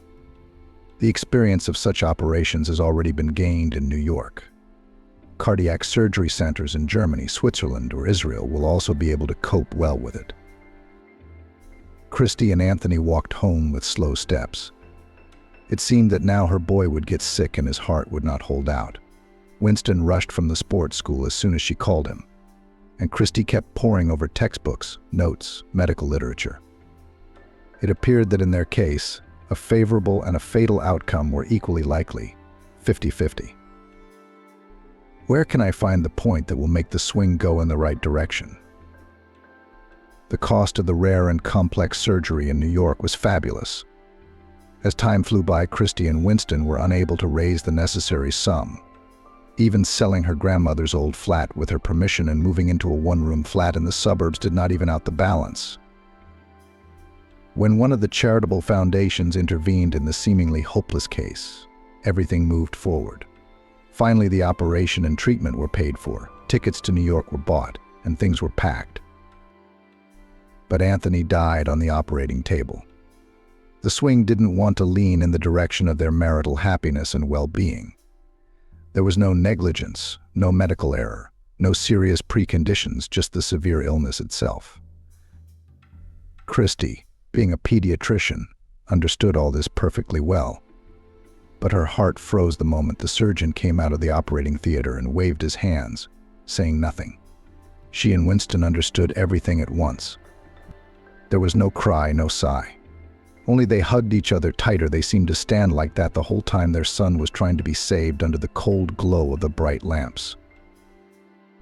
They returned home devastated. Christy kept saying, "It's time's fault. We let it slip away, while we were trying to raise money for the operation. If we'd come to New York sooner, everything would have been fine." Then she took a course to retrain as a pediatrician to work in an ambulance. It became important to her to save at least someone else's baby. That's when she first told her husband her motto: "We are always responsible for everything." Some people just go through life without realizing it. 2 years after Anthony's death, Winston talked to Christy about having a second child. She herself couldn't explain why she felt the way she did now. She didn't want to give birth again, didn't want to have another child. She wanted to devote all her efforts, abilities and skills henceforth only to children in distress, sick, injured, but not her own. Winston accepted it. He did not start any more conversations on this subject, did not hint. He was there for him, his own, dear to his heart. And now, they rode side by side beside his daughter by some strange girl. Christy wouldn't even mentally call her mother. As in a delirium at the bottom of her soul ruled only one thought: what could her husband and this miracle in feathers have in common? On that distant June day, when Winston wandered through the fields of the local park, it did not occur to him that on one of the benches he was waiting for his fate in the form of a girl with gorgeous gray-green eyes. A lovely beauty who had no equal in the whole world. Pretty as hell in his male sense. She was fiddling with a biro, whispering intently with her lips. She twisted a thick strand of hair on her finger, wrinkled her nose, chewed a sausage sandwich, drinking some drink from a plastic bottle, and turned the pages again. She did it all at the same time, without any confusion about the sequence of actions. Winston fell in love at first sight. His feet brought him to the bench and the girl. And then he was a little confused, so he said the first thing that came into his head, but he did not lose the power of speech. She herself had offered to meet him. She didn't refuse to go with him the next day to the ice cream parlor. In any love family story, there are two faces, two participants, two heroes. If someone were to write down Winston and Christy's memories, there would be two similar stories on paper. They realized they loved and wanted to be together. They were close, they were friendly, they understood each other. Wanted, waited, and then raised Anthony together. Everything was the same, shared. Everything was shared. Together they met a misfortune like no other. The son left, they stayed. Not by the laws of nature, the older outlived the younger. Winston fanatically wanted another child, but Christy closed the subject, perhaps forever.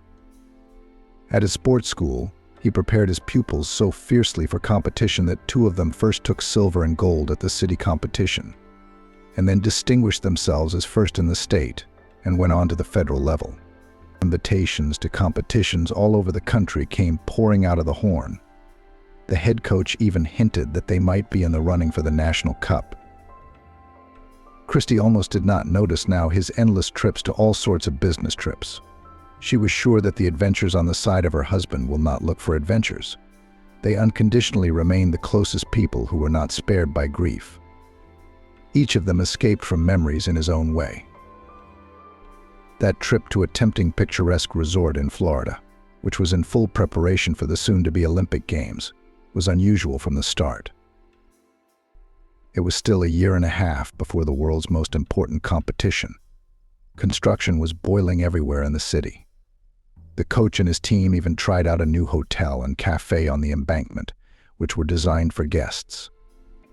Having appeared on a magnificent, beautiful landscape as fallen on the coast, and then also having won in the next competitions, all were going home happy. When buying tickets, the following fact came to light: too many professional people from all over the country were traveling back and forth to Florida at that time. Travel documents became scarce. The coach was forced to buy a ticket in a sleeping car SV.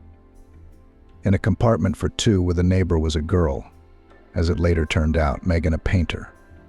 She was going home to the city on holiday. She'd bought her ticket at the last minute too. Brown hair, blue eyes. God had a bit of a brain. She was always talking rubbish. Winston shouldn't have baptized his children with her. Athletic build, well-muscled figure, serious look, inquisitive eyes. Women always liked him, but he wasn't interested in that. He was attached to his burden, by common joys and sad ties. He paid little attention to other ladies, even if they gave him unequivocal attention. The girl in the compartment was about 10 years younger than he was. When he entered, she was eating a pie with potatoes and drinking a Coke. She nodded at the greeting, introduced herself. Terry. I'm going on holiday 9 months almost without a day off. Painter on the objects for a fortnight. The foreman gave me a holiday. Sit down. Why are you frozen like a pillar? We're here for almost 24 hours. This monologue made Winston sit down on the second shelf. The train started peacefully. A beautiful landscape floated outside the window. 10 minutes later, his boys came to visit him and immediately began to tease the coach. Chief, can't we switch places? Such a girl is traveling with you. You won't shame the team's victories on all fronts. Terry was easy. She didn't flirt. She didn't make eyes at him. She didn't flirt with him. She didn't flirt at all. She gave him some cakes, took one of his sandwiches, went to the conductors for coffee for the two of them, waved him off. Some things women are entitled to by status. I'm already 23 years old. I look younger because of my small stature, but I'm already a lady of stature. The passenger train glided smoothly along the smooth tracks. The day outside the window changed to a long black night with few bright lights of stars in the sky. Winston and Terry discussed the latest Hollywood premieres, the mores of show business stars, the beauty of Miami, and then languidly told each other a couple of anecdotes from what they could remember. Then the conversation dried up, and they decided to go to bed. Winston flipped through some railway newspapers for a while. Terry delved into a detective story. Boring. They both lay down on their sides with their backs to their traveling companion and pretended to fall asleep. After half an hour of torment, Winston did doze off. He awoke to hands stroking his shoulders. Don't be afraid, Coach. You're a brutal man. Too hard to resist, Terry whispered. Winston twitched on the shelf, stood up abruptly, turned round to face her. What are you doing, traveling companion? I told you I was married. You've never been away from your wife, Winston? Never cheated on her. Of course you haven't, said the man angrily. But inside him the excitement was already reviving. Terry caught the change in his mood, and then what happened happened. We hadn't talked much since this morning. No, I don't want coffee. Thank you, he said sharply. Since the evening, Terry did not raise her eyes to Winston, as if ashamed. In their own city, they went off to different sides of the platform. His memories of that night were strange. For some reason, he didn't even consider it cheating on his wife.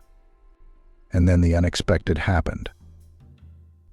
In the middle of autumn, Winston, as usual, locked the door of the men's locker room, when a security guard called out to him from the lobby. Winston, there's a girl here looking for you, the guard said.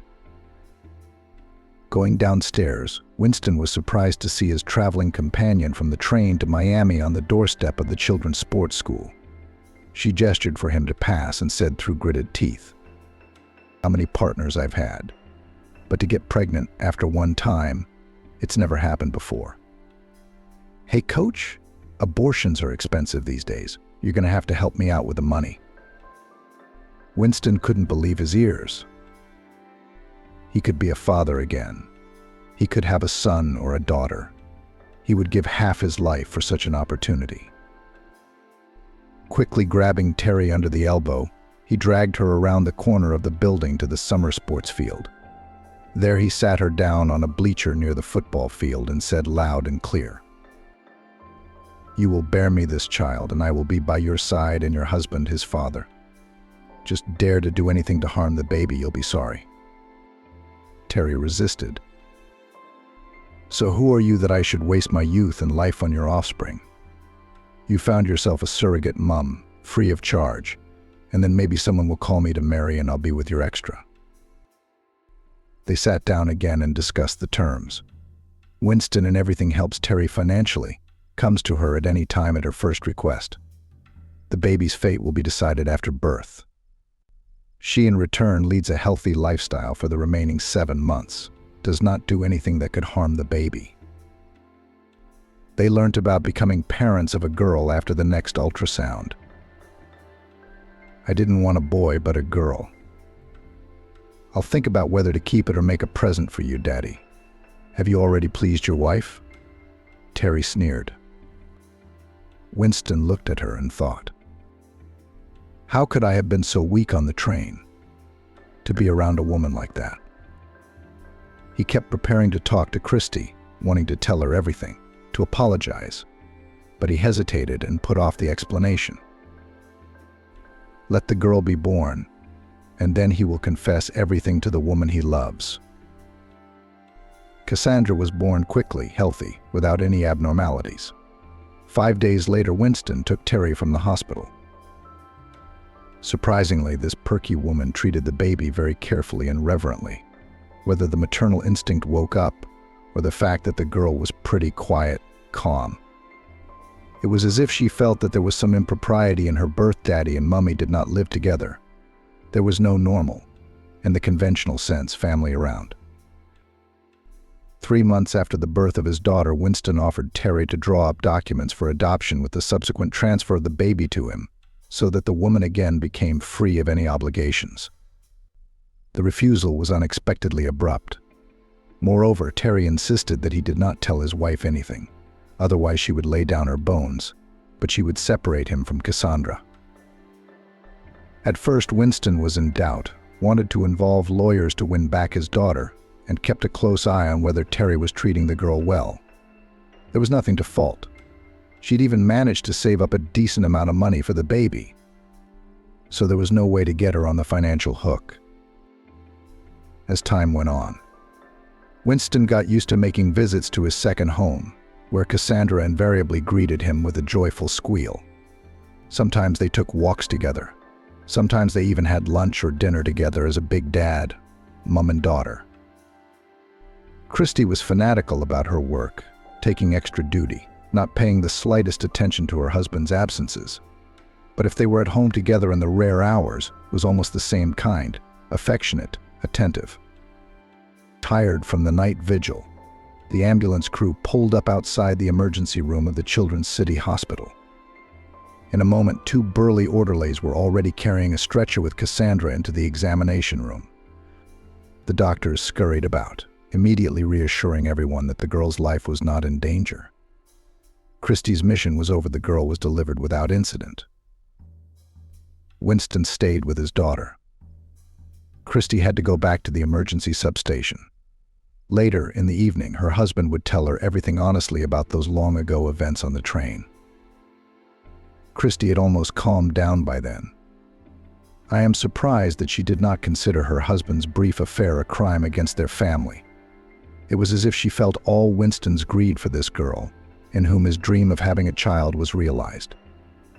People have different destinies. In different ways, heaven helps to find the happiness of fatherhood. Things began to look even busier between them. Christy advised her husband on which doll to buy, for the discharge of the girl bought for her sweets, birthday and New Year's gifts.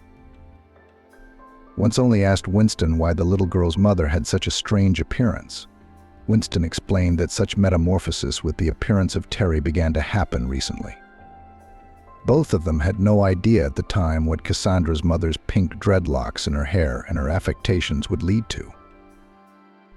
The thing was, Terry had fallen in love with the new guy on their crew. The man called himself a freelance nomadic painter, painted a portrait of her on the wall during breaks, and then painted over it himself with an even coat of colored paint. Terry had dreadlocks like his, a shade he'd recommended.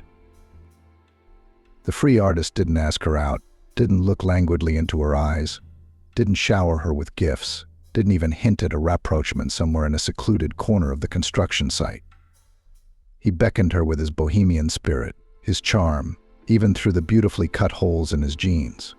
Refinement and aristocracy slipped into his every gesture, movement, turn of the head. What wind had brought this unrecognized genius to the construction site?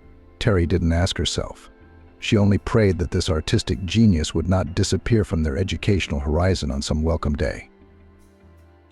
Now she imitated her idol in everything, dressed like her gifted idol, smoked long, thin cigarettes like her god, tasted like her prince for lunch rolls and wasabi, for dinner a glass of Italian wine and elite cheese with mold.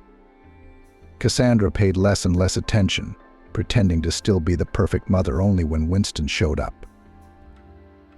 There was no alarm at Winston's positive change in tone. By the New Year holidays, Terry felt that her love was no more visibly about to take wing between falling into the maelstrom of love. Nomad told her that he doesn't stay in one place longer than 2 or 3 months. He gets bored. Art school, where he learned a craft, abandoned in the 3rd year, won the craving for a change of places. In unknown lands, Terry broke away after the object of her love and a fortnight after the appearance of longing in his eyes. But first she was well prepared. She already knew that Winston had no secrets from his wife, so she invited them both to the cafe to talk about an important matter. Having ordered coffee and cakes for the whole company, to sweeten the pill as she thought, she didn't beat around the bush. "I've met the man of my life, it seems. The kind of love people call ready to follow him to the ends of the earth. Cassandra's no longer my thing. God knows I wasn't always such a bad mother to her. I'm attached to her in my own way. Now I want to get on with my own life. If you want, Slava, draw up the documents. I'll give you my daughter and go away." Christy was shocked by this proposal. She was not the least bit opposed to Winston's daughter living with them. But how can a mother give up her child like that? The image of Anthony's little boy floated before her eyes. A sharp needle of pain pricked at my heart. "If you'd come back, darling, I'd never give you up to anyone aloud, however," she said. "We are always responsible for our loved ones. Winston, you haven't said a word yet. And I'm ahead of the curve, as always. We agreed, Terry, to take your little girl into our family. Do the necessary paperwork. We'll sign everything. And we'll get all the paperwork together on our end for Cassandra's adoption." Easily bypassing all sorts of bureaucratic hurdles, Winston and Christy adopted Cassandra in the shortest possible time. Cassandra had always been fond of her father. Her mother's departure was explained to her as a vital necessity, and she and Aunt Christy quickly hit it off. Cramped but not cramped. Now in their small one-room flat there was always a little bell-ringing voice, always taking part in all the household chores. Cassandra and Papa Winston hung the laundry on the balcony, helping Aunt Christy. And then the female half of the family would bake treats in the kitchen. From the other room came the voice of the head of the family. "Hurry up and come and have tea." That would have been the end of the story. But it is not for us to decide what fate will do. She has already prepared new trials for these people. Another team was to go to the house where the house collapsed. Somebody in the heavenly office decided otherwise. A nurse at a neighboring substation slipped on the porch. The first frost had just arrived in the city, and the insidious ice had been forgotten. Somewhere on the other side of town, near a collapsed house, an ambulance was waiting for the unfortunate victims. The medical worker's leg swelled up before his eyes. Even without x-rays, it was clear to the specialists it was a fracture. Christie's team was rushed to the scene. Vanessa, as always, miles indispensable for traveling on any type of road, Christie focused. All assembled were good to go. Even Vanessa doesn't argue about riding in the back. She quickly climbs into the seat with Miles in the cab. No time for arguments and bickering. A couple of days ago, Christie and Vanessa had a serious conversation. Outside of work, they are friendly and on a you basis. Only at work they keep the chain of command. The doctor started the dialogue. But I began to my subordinate not for faults in the service, but for Miles. Don't you have a heart? The whole substation is judging that Miles is pining for you, and you're like not native. I mean, he's good on the inside and out. And the scar on your face, that's a good look for a man. Why are you climbing the wall? I mean, he recoils at any touch from me. Am I unpleasant to him? Am I long? If he touches me, he bounces back. How am I supposed to understand this reaction to me? And you say he's in love. It's all bollocks. Now Vanessa drove beside Miles and again involuntarily admired his masculine profile. She was no longer intimidated by the scar that cut across his eyebrow and snaked down to his lips. Miles was attractive with that very masculine beauty that promised protection and strength to those around him. What remained a mystery was how deliberately he was avoiding her. If he loved her, why did he keep his distance? Miles was afraid to come within a meter of this woman. He was too fond of this person to offend her by an involuntary display of his masculine interest. Now, as soon as Vanessa turned briefly to the window, he glanced at her to admire her unassuming but lovely beauty again. When the nurse returned her head to its original position, Miles sat as if nothing had happened, staring straight ahead at the road. A crowd of curious people had gathered in front of the house where the collapse had occurred on the third and very last floor of a rather old building. It buzzed like hundreds of alarmed bumblebees, filled with rumors, fed with anxious reports from the rescuers, to buzz again in full force. You heard there was a girl crushed by something heavy on the ground floor. She's screaming in pain, and our brave rescuers can't get to her yet. Upon hearing this information, skinny and petite Christy commanded, "Vanessa, prepare a syringe of anesthetic. I'll try to get through to the injured little girl." At those words, Miles and Vanessa turned around without conspiring. You can't do that until the rescue team gives the go-ahead. The house could collapse at any moment. "It's not the time to be afraid," the brave woman replied.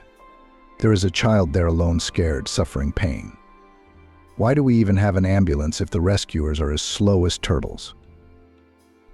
With a syringe of medicine in her outstretched hand, Christy rushed towards the building, near the wall of which the firemen in shiny helmets and the guys from the rescue service were working at the same time.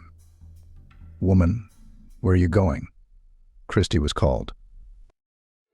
"I'm going to try to crawl over to the girl and give her an anesthetic injection. I'm an EMT. It's too narrow in there. None of our guys could get in," she was warned. "I'm going to try anyway." Building rubble, chunks of plaster falling off, blue paint streaks from the wall in the entryway, more rubble and endless dust. Christy was forced to kneel at first, then moved almost crawling. In her mind, she thanked her husband for making her keep fit all these years, going to the swimming pool twice a week, jogging with him in the mornings. At the end of the climb, she finally saw a little girl who had been crushed by a metal door from one of the flats. The little girl's legs were pressed against the heavy rectangular plate like a press, and for some reason they were sticking out towards the exit. It was as if the child had been running and trouble had caught her as she ran. She turned back and called out in a ringing voice, "Here, I'm quite through. 2 skinny men and a girl were crushed by the door, but I'm already giving her an anesthetic injection." "Don't shout. For God's sake," came a whisper in reply. "Loud noises in such a dilapidated building are dangerous now." After a couple of minutes, the baby quieted down. Christy began to shoulder the metal barrier into the flat. With difficulty, but the thing moved. There were rustles from behind, and the woman whispered, "The girl is relaxed by the injection. Drag her by her legs. I'll keep pushing the door in the opposite direction." Together the work went more vigorously. The men pulled the girl to the exit through the narrow labyrinth. The way back no longer seemed so uncharted. Christy hesitated for only a few minutes. Outside, people still didn't realize what had happened next. The building started to collapse like a house of cards before their eyes. Only 2 young boys managed to jump out of the building with a little girl in their arms. Christy, a well-known pediatric emergency room doctor in the city, was buried under the rubble forever. Calm. Always quick to focus in difficult situations. Vanessa, the nurse, screamed, rushed to Miles, who had already grabbed her in an armful and started stroking her head like a little girl. It seemed to both of them that they were now being swallowed up before their eyes by some ravenous monster, a toothy maw of rock-strewn debris. It lured Christy, who had bravely stepped into the tunnel with the syringe, inside and swallowed her without choking. People were bustling around. Someone said that the fate of 4 more tenants, orphaned in an instant, was unknown. Christie's crew stood in the midst of the chaos, hugging each other tightly. A little later, with the pretense that their presence here is no longer needed, went to the car, without unhooking the embrace. They had to go to Winston's now to tell him and little Cassandra the bitter news. A fortnight passed. Miles and Vanessa now had a new doctor in charge, an elderly pediatrician who had transferred to the ER from the city's children's clinic. The silent and even a little stern man was a qualified and experienced specialist. But the nurse and the driver felt their close-knit brigade went sole. Everything seemed to be as usual, and everything was wrong. There was no desire to go to work. The day Christie passed away in front of their eyes, they rushed straight to her house. Cassandra was in kindergarten. Winston was packing his bag to leave for another training session. Vanessa had never before seen the emotion on the face of someone who had learned sad news show in such a way. After their account of the last few minutes, it was as if a blackness had run across Winston's face. Just now his eyes were alive and shining, and then the light in them went out and his skin took on a gray hue. How can I find words to comfort a man in such a situation? Everything said would seem empty and unnecessary. Vanessa and Miles realized that now they were superfluous in the midst of this scorched desert. They did not want to scatter.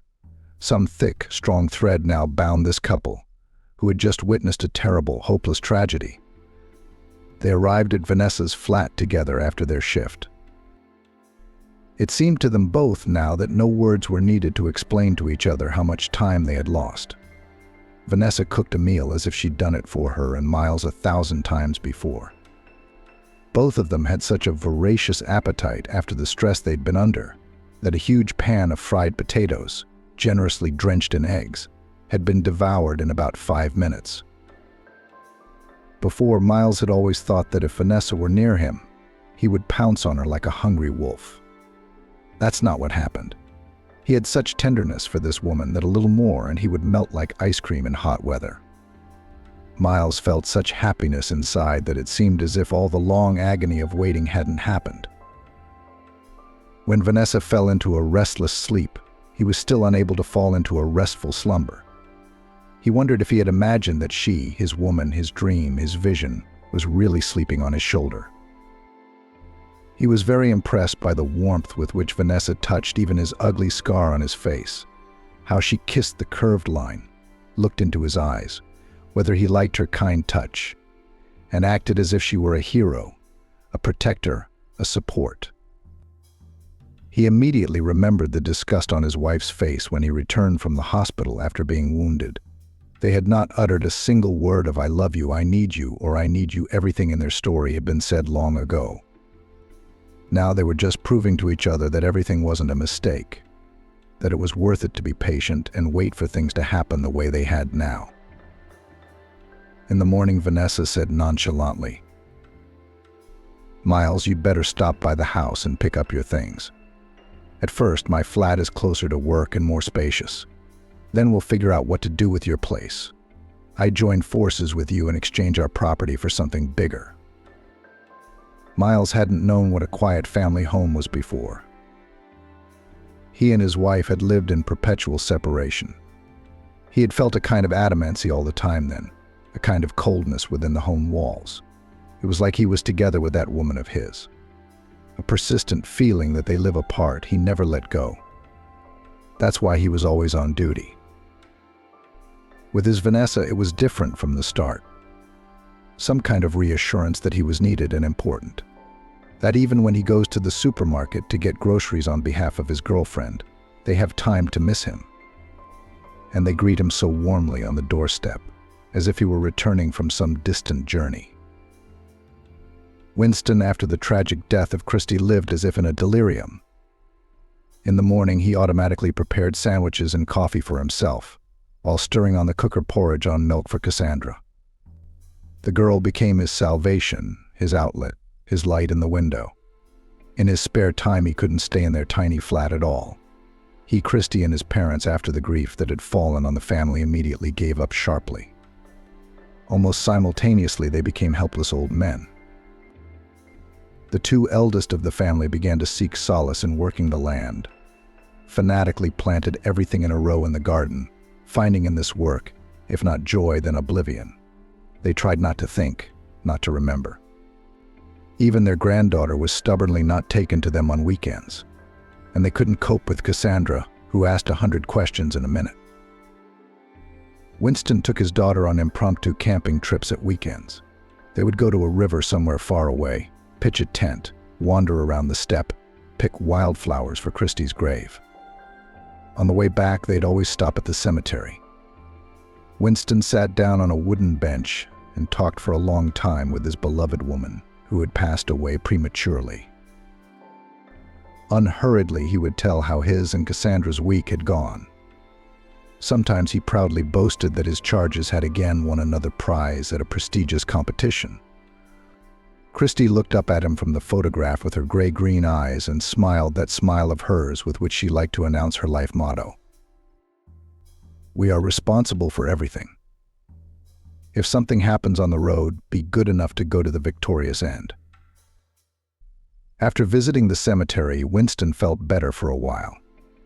And he also noticed a new peculiarity. He was annoyed by carefree women on the street.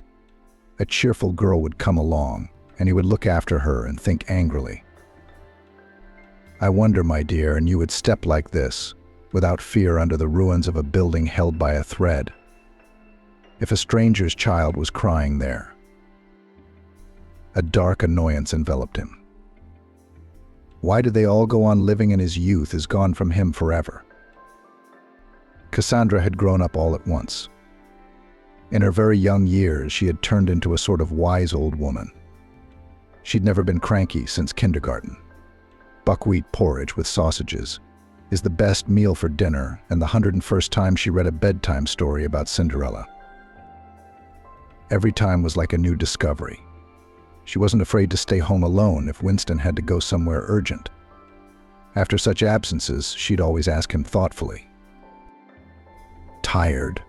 Shall I put the kettle on? Let me take your dirty socks to the bath." She'd already lost her second mum, but she never asked Winston any questions along the lines of, "When's Mum coming back?" or "Why are we living together?" They were having a good time.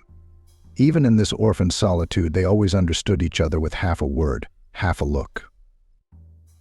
Sometimes in the evenings, Miles and Vanessa came round with cakes or cake. Then they would have noisy tea parties together. They remembered Christy with a light sadness. All four at the table loved her.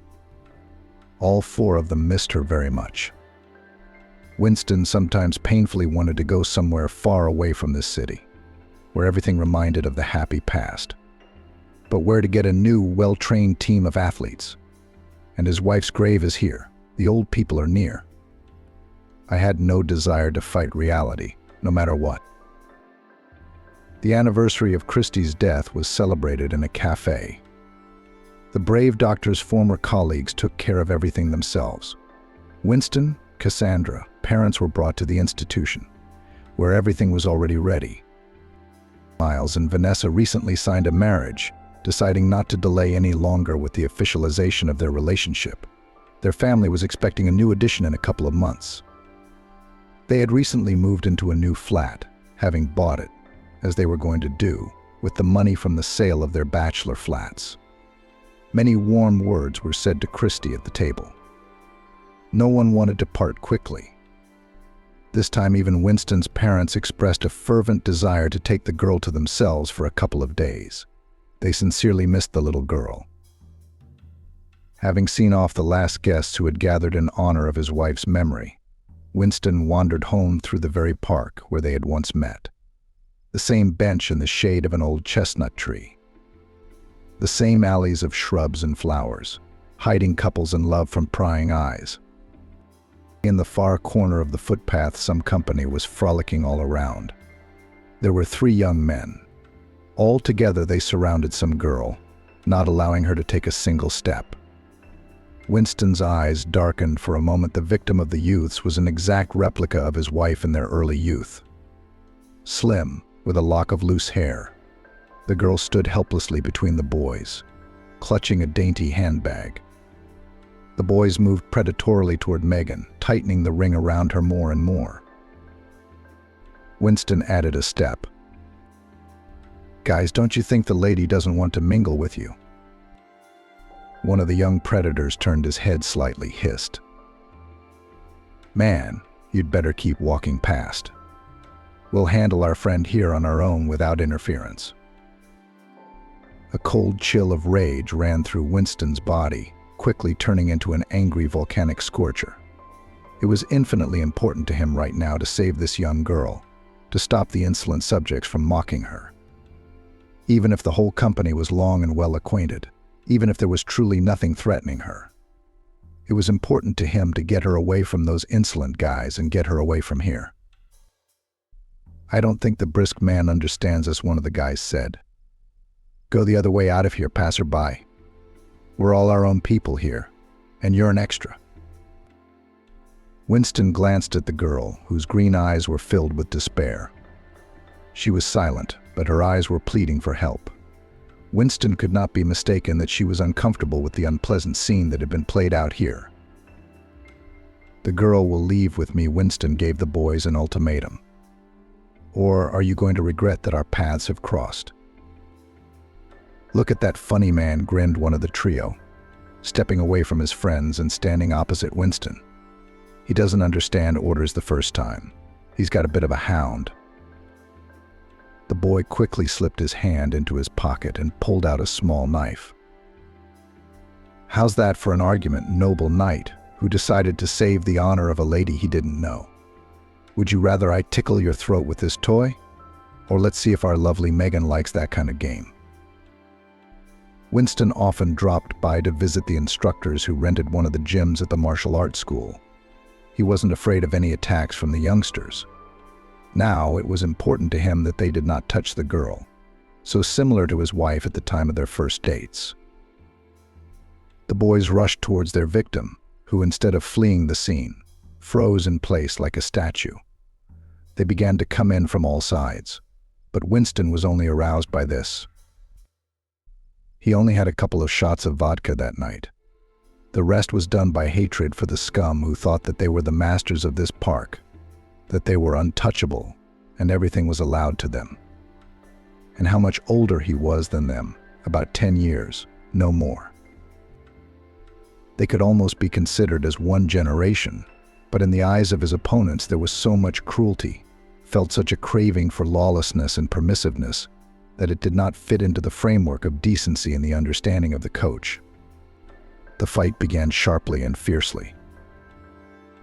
The guy with the knife scratched Winston's shoulder with the sharp blade almost immediately, as if teasing and inviting him to do more. The toughest of the three assailants grinned into Winston's eyes, trying to break him mentally at the start. The girl stood so still, mouth open, either from fear or confusion. "Get out of here," Winston shouted to her. "I don't want you here in a second." But she would not give up and shook her head vigorously. "I'm not leaving you alone with them. They've been after me for a long time." And here was a chance to be caught alone without friends, and even at a late hour. We all studied together at the university, boys from the elite, from the golden youth. And I am an orphanage. It's like a red rag for a bull, for them. Everyone wonders what kind of life I had in childhood and youth in a state institution. It was not customary for us to leave our own behind. I'll be there for you." Winston was so distracted by the girl's monologue that he missed a couple of solid punches to the ribs. Something crunched inside a fracture, he thought grudgingly. Meanwhile, the guy with the knife decided to have a different kind of fun. He jumped up behind the fellow student and pressed the blade against her lower cheek. "So you say, my kitty, you're not used to leaving your own behind?" He grinned. "And if I scratch your throat on your cheeks now, will you abandon the whole park?" The girl, to everyone's surprise, who had been in a daze before, did not faint. She turned to the guy. A thin trickle of blood ran down her cheek. "I'm so sick of you at uni, you bastards and scum," she shouted. "You're nothing without your mums. You're nothing without a stick. That's what you can do for yourself in this life. If they take away your expensive car, your bling, your bank card, what will you know when you have to survive in a wild pack of teenagers?"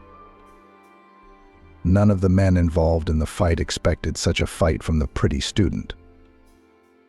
The boys were completely furious, even their faces darkened with uncontrollable rage.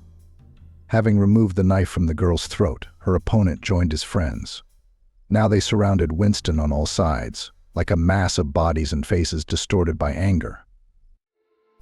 He himself could not remember how he had pushed their supposed leader in the chest with all his might. He did a sort of gymnastic somersault, lifting his feet off the ground, and fell down on his back. The back of his head struck the sturdy curb of the alley. A ruby stain of thick blood instantly began to spread beneath the young man's head. Winston, who had so many times taken his boys from the section to the infirmary after injuries, instantly realized that it was bad. Habitually, he put his finger on his opponent's neck in the place where a vein usually beat. There was no pulse. The rest was like a blur. The girl regained consciousness. "First, call an ambulance and the police now. Nobody leave," she commanded. The boys frantically began to grab their phones, making calls to parents, services, and important acquaintances. Winston sat down on the curb next to a guy and thought frantically. Cassandra is now at home with her parents, who wanted to keep an eye on her today. I'll be detained, most likely. What will happen to the girl? He quickly beckoned the young student over to him. "What's your name?" "I'm going to need your help." "I'm Maggie. Tell me what needs to be done." "I'm Winston. Here's a note with my address, my flat keys, my friends Miles and Vanessa's phone number. My 5-year-old daughter Cassandra is at her parents' house right now. Take her and give her to my friends. They'll take care of her." When the police, ambulance, and a bunch of other people arrived, Winston was somehow completely calm. As the saying goes, you can't be safe from jail or want, he thought. I guess it's my turn to learn what it's like to eat government bread and live behind bars. So many important gentlemen had arrived, commanding the men in the prison and the guards who had come with them. Winston was probably lucky that he was taken to the police car at once. Otherwise, the loose dogs surrounding the dead guy's powerful father would have killed Winston on the spot. Maggie, who had been rescued by him from the borderless scum, was always hanging around him. She even managed to show the ambulance the cut on her neck to get a certificate of beatings, all the time she was telling something to the operatives and the investigator. They were brought to the police together. Winston's documents and mobile phone were immediately taken away. While they were dealing with him, Maggie ran like a mouse to the side and made a few phone calls. Then, meeting Winston's eyes, she gave him a thumbs up, saying that the mechanism for taking care of his daughter had been set in motion. She turned out to be a desperate person who manages to keep up with everything. At the trial, she presented everything in such colors that the rich, successful relatives of the participants of the fight were even astonished by such frankness. She found witnesses that the trio of golden boys had been harassing and humiliating her for a long time. Everyone in their group respected her, while these fellow students disliked her. It's not a pretty picture for the victim. Of course, Winston never wanted to hurt a guy who was just starting to live. It was too cruel, even for a young man with a temper. It just worked out the way it did. He was given 5 years in a penal colony for excessive self-defense. Thanks to Maggie's efforts, the judge made the best decision for him. The prosecution insisted on 8 years in prison, but she kept trying to shift the case to a less serious article.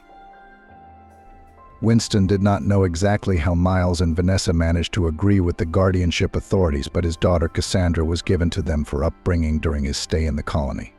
During the investigation, their family gave birth to Thomas the rosy-cheeked Thomas. The ambulance crew in the city turned out to have connections because they often saved the children of not only ordinary people, but also important officials. When Vanessa was allowed a date, she was able to reassure Winston.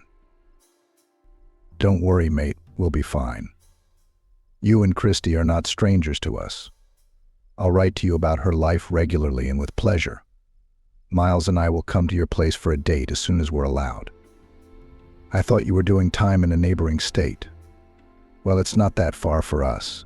And tell me, what are we going to do about your rescued Maggie?" Maggie visits the daycare center all the time, bringing her toys and sweets. She asks for our permission to take the girl out of kindergarten, walk with her in the park, go to the cinema for the premiere of a cartoon. Here did not think that the girl will turn out to be such a loyal friend. We met with her, of course, not under the best, one could even say, tragic circumstances. She so actively defended you during the investigation, so fiercely acted in court as the main witness. You never know how someone like that will behave in extreme circumstances. She was a good one. Jesus, Winston, you're so naive when it comes to the opposite sex. She fell in love with you at first sight. Chivalrous demeanor, protective, good looks. But you're wrong about your age. She went to university after law school. She's 23 now. You're only 9 years apart. She's the one who looks so young because of her petite stature and general fragility. She's got character. Look at the girl. You can't take Christy back. You're going to have a lot of good things ahead of you. You both deserve it. The guard who led the prisoner after his date with the young woman didn't understand why the stout man was smiling all the way to his cell. He could not have guessed that Winston was thinking that there might be happiness in his life if this vivacious person with green eyes waited for him after his imprisonment. Love comes in many forms. Someone constantly trades feelings for trifles, and someone remains the chosen one for many years without fear and reproach. It's a matter of luck.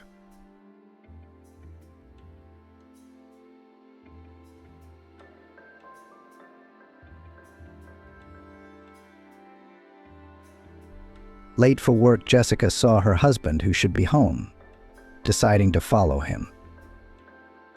Jessica walked down the city streets, keeping her eyes on the backs of passers-by. For the first time in her life, she, an adult family woman, was following a man, and that person was her husband, Alex. Was Camila right? A colleague from work, who lived not far from this place, said she'd seen Alex a couple of times in a restaurant with a girl. A beautiful blonde, long-legged, stylish couple were discussing something animatedly. Occasionally, the lady stroked Alex's shoulder encouragingly. "You're wrong," Jessica said confidently.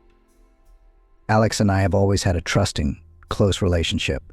We share our joys and worries with each other, tell each other how the day went." No, of course, Camila's wrong. She's only seen the man a couple of times in her life, so she's confused him with someone else. Camila was generally skeptical about Jessica's marriage. The woman's acquaintance with Alex had taken place practically in front of her eyes, and she had then confidently declared that the relationship had no prospects.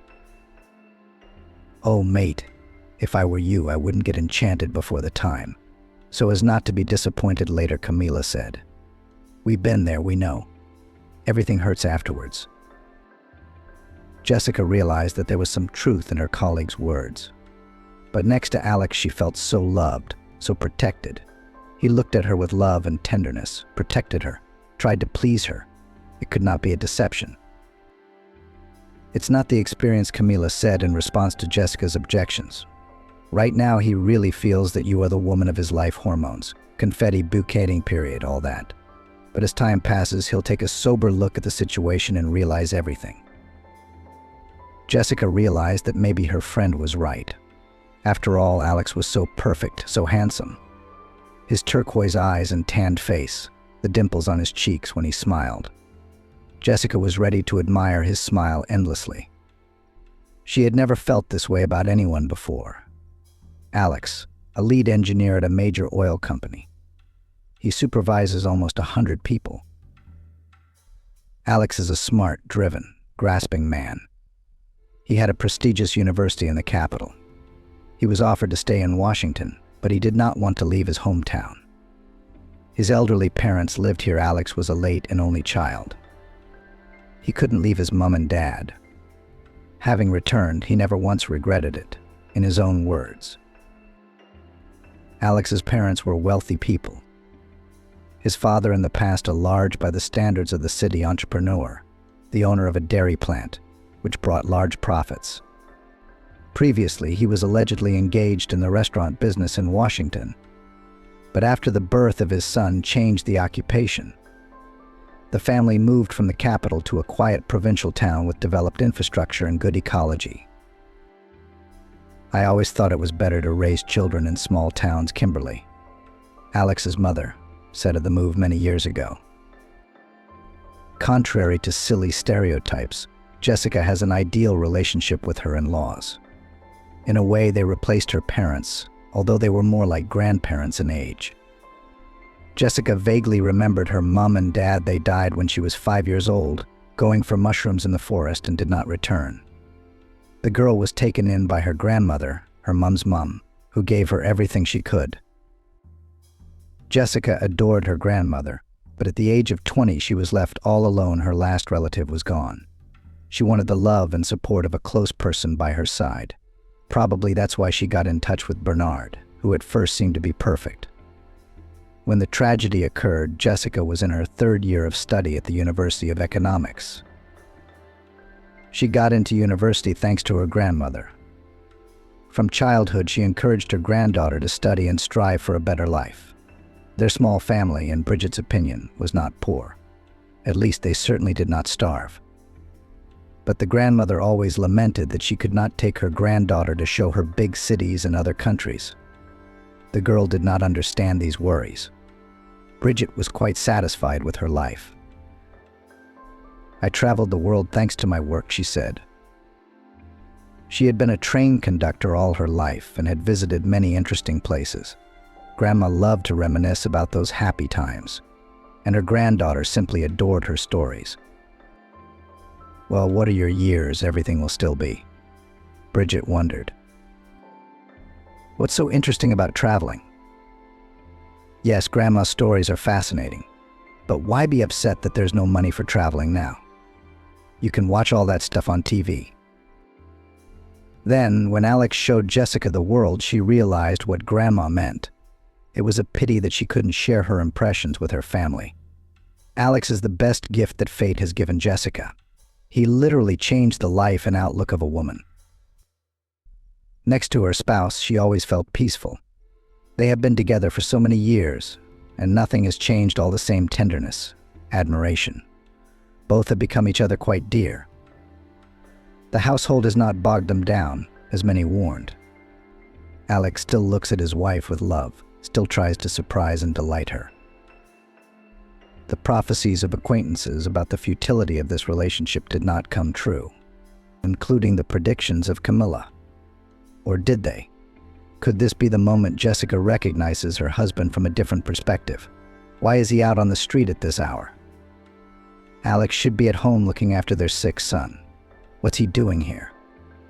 Probably rushing to meet that blonde hottie of his Camilla told me about. Now Bridget was going to find out. Her heart pounded, starting to give her a headache. Jessica was used to trusting her husband with everything. And now, following him through the streets of the city, she felt a mixture of the most contradictory feelings: anxiety, excitement, shame, guilt all at once. Jessica didn't understand what her husband Alex was doing in the city center right now, but she knew one thing: he should be at home at this moment looking after little Carl. One of the twins was sick and didn't go to daycare today. Jessica couldn't take a sick day. She was busy at work, with reports and an inspection. But Alex could work remotely from home today, which in fact the man was supposed to do now, to work and look after his son at the same time. But for some reason he is here, hurrying down the wide street somewhere, and Jessica follows him to uncover his secret at last. If it was something work-related, Alex would definitely call me, warn me, and tell me, she pondered. Who did he leave Carl for? The baby is only 3. He can't be home alone yet. Besides, he's had a high fever since this morning. No, Alex is a sensitive and caring father. He adores his children and would never leave any of them in danger. Surely someone is with Carl right now, a nanny or grandmother, Alex's mother. But why doesn't Jessica know about this? And why was Alex suddenly here, in the center of town? His company's office is about 10 kilometers away, and Alex looks kind of weird. The man always goes to work in trousers and a shirt. There is a strict dress code. Now Alex was wearing jeans and a t-shirt. Jessica couldn't remember these things in her husband's wardrobe. Either something new, or on the contrary old and therefore long forgotten clothes. Strange, of course. Alex never liked jeans and t-shirts. He preferred other, not brightly colored things. Right now he was wearing an orange polo. It was even more confusing. Jessica followed her husband's footsteps, noting more and more strange details, tattered trainers of an unknown brand. Strange, her husband Alex favored name brands. Not out of snobbery, no, that was not in the man's character at all. Despite his high earnings and brilliant career, just branded quality things were more comfortable for him. Where did he get those sneakers from the market? And in general, Alex looked different, a different look. Light stubble on his usually smoothly shaven face and tiredness. But of course it was Alex's push. Jessica would have recognized her husband in any image, the easy gait, the beautiful swarthy skin tone, the bright turquoise eyes that had once turned her head. She still admired them often. Alex kept walking forward, Jessica behind him. Why was he traveling on foot? His husband usually traveled by car. He wasn't particularly fond of walking. Jessica was already late for work. She'd left the office at lunchtime to get something to eat. Suddenly noticed her husband and, of course, hurried after him. It's no big deal, she thought. I've warned Camila. I'll think of something to say to my superiors. It's not the first time friends help each other out. Camila will cover. There's nothing to worry about. Finally, Alex turned into one of the restaurants, which were plentiful on both sides of the main street. Jessica froze. In her head again and again Camila's words that she had seen her husband in a cafe with a beautiful blonde. A friend, a colleague, had told her about it just the other day. Jessica then was sure that Camila was mistaken. After all, she at one time until the last did not believe that Jessica with Alex everything will work out. Her friend had repeatedly said that out loud. Camila's own experience showed that it was simply impossible. Alex was handsome, promising, wealthy, young and free. And she, Jessica, too, of course, beautiful. You can't argue with that. But she's still a different kind of bird. Jessica lives in a cramped one-room flat inherited from her grandmother. She works in a small firm as an economist for a pittance. And most importantly, she's raising her daughter alone. Who needs someone else's child? Does the prince need a woman with a burden? Camila questioned. So go for a walk. Meat will do. I wouldn't count on a serious relationship if I were you. Her colleague's words sounded quite logical and convincing. Indeed, why would Alex want someone else's child? And his parents would probably be against it. Jessica hadn't met her parents-in-law yet, and couldn't imagine how happy they would be for Jessica and her daughter Lillian. Still, meeting Bernard had a positive side. He'd given her a beautiful, healthy daughter. And then he was gone. Just vanished from Jessica's life. The commitment of family life was weighing on him. The bloke wasn't ready. Well, it's hard to blame him for that. It was Jessica's decision to keep the baby, and it wasn't an easy decision to make. Jessica still shuddered at the desperate situation she found herself in almost 13 years ago. She was just a few steps away from making the biggest mistake of her life. The logical and easier thing for her to do at that time was to have an abortion. It's a blessing that a very young Jessica didn't. Lillian is now 12 years old. Tall, slim, big-eyed. She looked like Bernard, but no one was upset about it. Bernard was a real beauty, dark skin, almond-shaped eyes, shiny black hair. He had a touch of Oriental blood in him, high cheekbones, well-defined lips. All this was passed on to Lillian, She was already a teenager, a young girl. When Jessica went out with her daughter, she often caught glances from boys and even older boys. Just a little more, and her daughter would blossom into a beautiful girl. The thought that she might not be there at all sometimes sent shivers down Jessica's spine. When her grandmother died, Jessica was left all alone. Jessica had been an adult for a long time, 20 years old, after all. But in fact, the girl felt almost a child. Her grandmother always took care of her, cooked delicious dishes for her granddaughter, calmed her down, even woke them up in the mornings at the university. She surrounded Jessica with care and love, like a warm, cozy blanket. And now the girl was unbearably cold, homesick, and scared. Jessica missed her grandmother desperately. She cried a lot during that difficult period. In public, of course, kept to herself, but at home she gave vent to her feelings, sobbing, wailing, pouring out her grief. The realization that she was all alone frightened and even panicked her. How can you live in the world if no one wants you or cares about you? Jessica needed a shoulder to lean on, a friend, a loved one. And that's when she met Bernard. The dark-haired, good-looking guy worked part-time as a janitor on her property.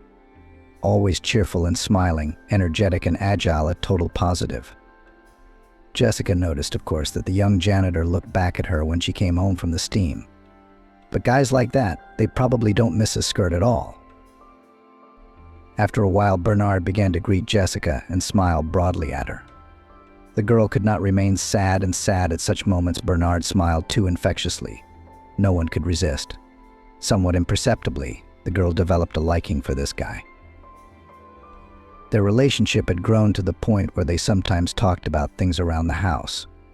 Now, Jessica knew that Bernard came here from the village. His family was there. He served in the army, went to college, but he didn't have enough money. His parents were poor, to put it mildly. So he works part-time. Bernard also knew a lot about Jessica, for example, that she lived all alone and studied at a prestigious university in economics. One day, Bernard asked Jessica out on a date. The girl was taken aback by such an offer. Bernard was clearly very embarrassed, blushing, stammering, looking under his feet. It was not at all like the conversation of a cheerful young man, and so it looked especially sweet and touching. Of course, Jessica agreed. Bernard had no money, so the young people went to the seafront. They walked, talked, held hands, then kissed. Jessica felt more and more attracted to Bernard. He was so nice, so interesting. He'd just turned 22, but he'd seen and learnt more in his years than Jessica had ever dreamed of. Her life was relatively calm and prosperous, while Bernard had to work from the age of 11 to help his family, go through the army, get into serious trouble and get out of it. Bernard's life was a constant adventure. At home at the entrance, the girl suddenly realized that she did not want to part with him at all, but she didn't dare to invite him back to her place. Then she didn't dare. Later, Bernard did move in with her, and Jessica was happy with him for a long time, almost 2 years. Bernard masterfully fried potatoes and eggs, cleaned the flat in a flash. All this guy did much better than Jessica, whom her grandmother raised like a princess, protecting and pitying. He also knew how to fix taps and repair furniture. Life had taught him all that. Most of Jessica's time was taken up with her studies. Bernard was not particularly in need of science. He was listed in the construction school, but almost never appeared there, preferring to earn money.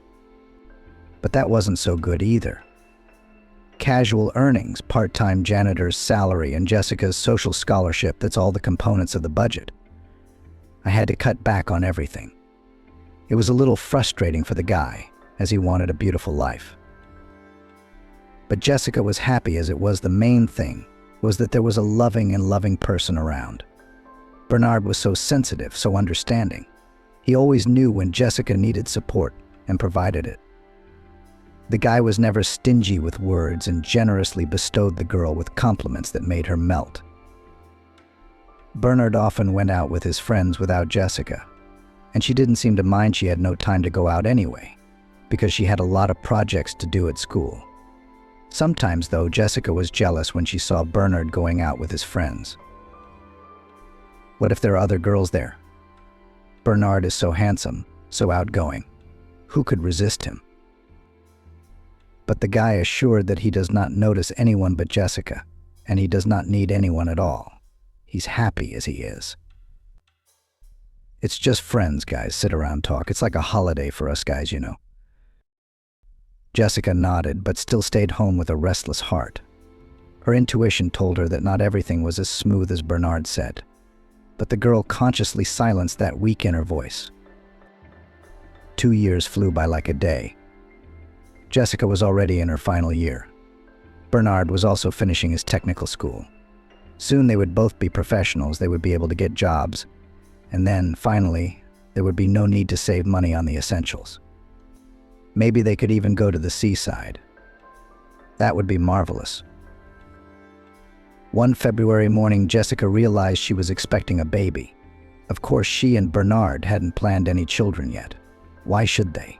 They were still on their own 2 feet, barely scraping by. But an unplanned pregnancy isn't an isolated incident. It happens all the time. Jessica's not the first, and she won't be the last. People manage somehow. And yet the girl was scared. She even had sweat on her back as she looked at the 2-stripe test she'd taken to know for sure. How will Bernard react? He'll probably freak out at first too. But he's such an all-rounder, such an experienced bloke, he certainly won't be confused. He'll say it'll be all right. We'll support. As always, we'll smile his trademark smile, and Jessica will immediately feel calm. Except Bernard's reaction was quite different. A baby? The guy even staggered away from Jessica upon hearing the news. What baby? Are you sure? I'm sure 2 tests came back positive. Jessica nodded. Of course, she understood everything perfectly well. But what could she do if this little man was already living under her heart? The girl felt disappointment and resentment. It seemed to her that Bernard's reaction would be quite different. You have to get money to live on somewhere, the boy said, as if he were talking to himself. Should I borrow it from Andrew? Jessica was startled when she heard the dreaded word. What are you talking about?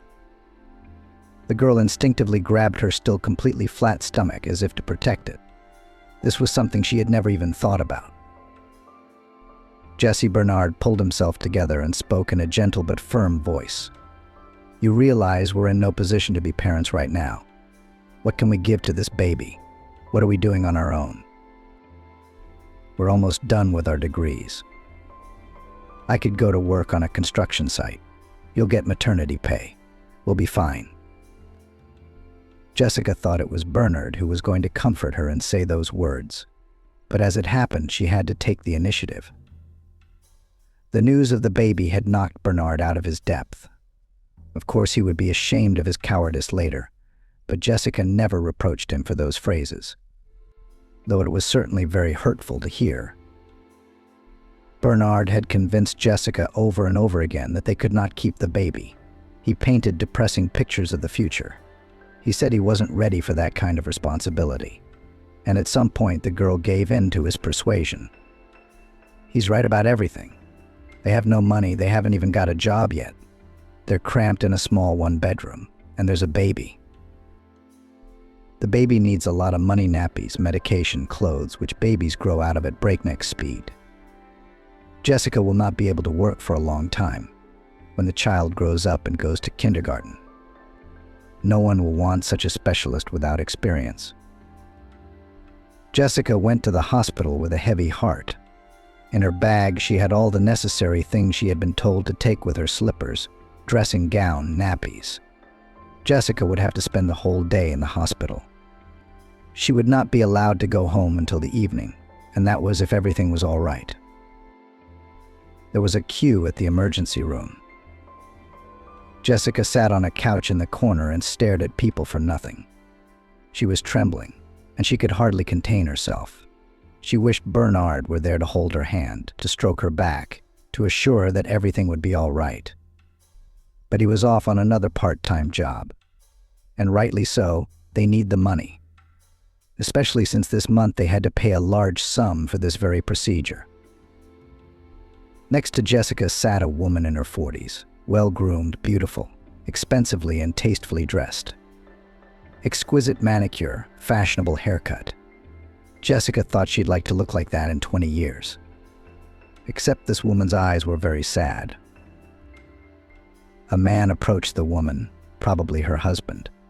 You could tell they were a wealthy couple. "I've done the paperwork. You'll be called soon." He put his hand on his companion's shoulder. "Everything will be fine."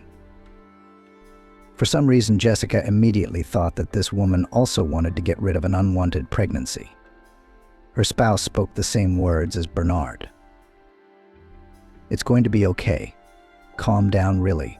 Why would they, people their age, need a baby? An accidental pregnancy, I suppose. What could be good?" Jessica's neighbor looked up at her husband. What could be good about this whole situation? 11 IVF protocols, 5 frozen pregnancies. Again, those painful procedures, treatment, recovery, and then on again. You could see that the woman was on the verge of a nervous breakdown. In her companion's eyes, there was so much pain, so much sympathy. He did not know how to help his wife and what to say to her words. So he just hugged her. "How stupid I was," almost whispered the woman. "I was afraid then that I could not cope. I was just finishing school, ahead of the university career. My son would be 24 years old now. I knew it was a boy. I felt it right away. And now I'm paying for that mistake all my life. Serves me right. I'm right not to have any more children.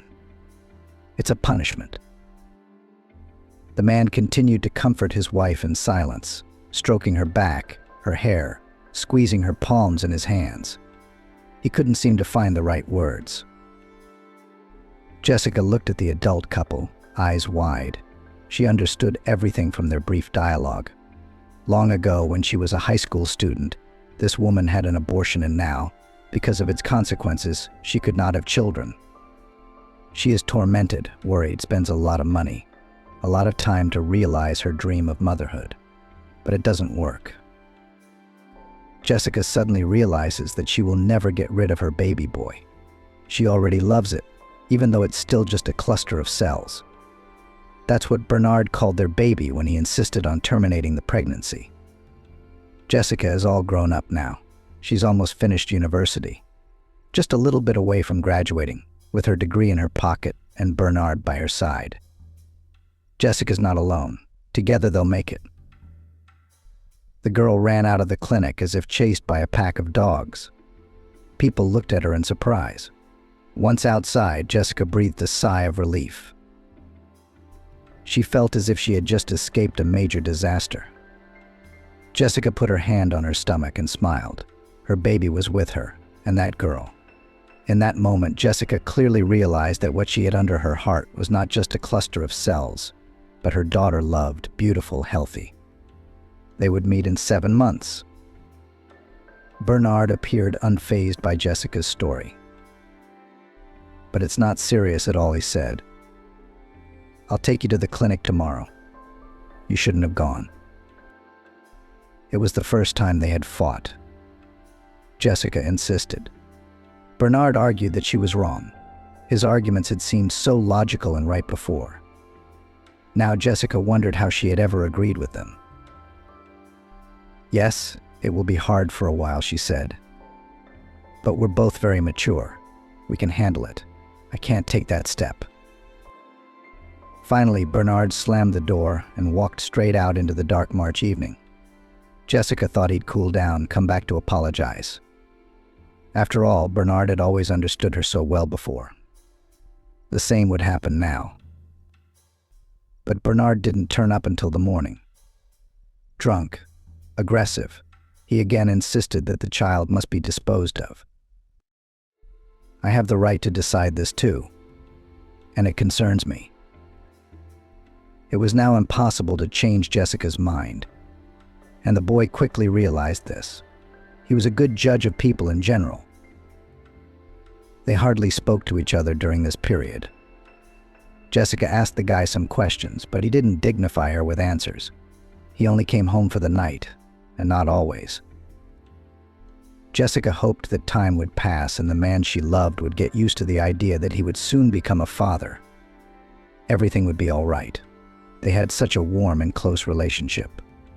Of course, they'll reconcile sooner or later. Bernard will realize everything.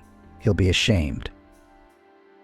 But one day, coming home from university, Jessica found that Bernard's things were gone, as well as Bernard himself. Jessica realized at once. She had hoped in vain that the boy would support her. She'd been wrong to think that he just needed time to get used to the situation. Bernard wasn't going to take responsibility for the baby. And he wasn't likely to love her, Jessica, that much. Not at the time.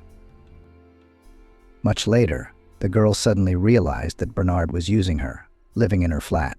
Renting in their town wasn't cheap. Bernard's earnings were clearly not enough for such an expensive pleasure. Besides, Jessica took care of him, cooked for him, washed and ironed his clothes, cleaned. Bernard lived on his own. At first, he amazed Jessica with his culinary talents and housekeeping. But then constant fatigue from supposedly hard work, things at the technical school and outings with friends. Somehow Jessica took the whole household on her shoulders. She was happy that she was doing something for the person she loved. And yet Jessica tried to find him. How could it be? Gone. Vanished. Didn't even say goodbye. That's not right. Anyway, the baby I'm carrying under my heart, his baby, who needs a father. But it turned out that Bernard had been expelled from the technical school almost 2.5 years ago. That's the news the girl gasped. So under the pretext of studying, Bernard was spending time somewhere unknown. Wow, what a masterful deceiver he is. He told me so convincingly that he was going to his classes, while he himself. A bloke from the technical school, when he heard Jessica was going to find out about Bernard, came to her. "Are you looking for Bernard?" he asked. Jessica nodded. "Well, that's what I thought. It's a rare name. I don't think we've had many Bernards go to school here. Tell me what happened." He was head over heels in love. Then he borrowed a good sum of money and ran away. No, the shocked girl shook her head. He just disappeared. We lived together for almost 2 years. Everything was fine. Lived in your flat. Probably at your expense, the guy chuckled. Jessica suddenly realized that the guy was right. Bernard earned, of course, from time to time, but he spent his money mostly on himself. Stylish clothes, gadgets, Jessica was bought occasionally inexpensive flowers or fruit baskets. The girl was so happy with this attention and so happy to have her favorite person around her that she just didn't notice the obvious.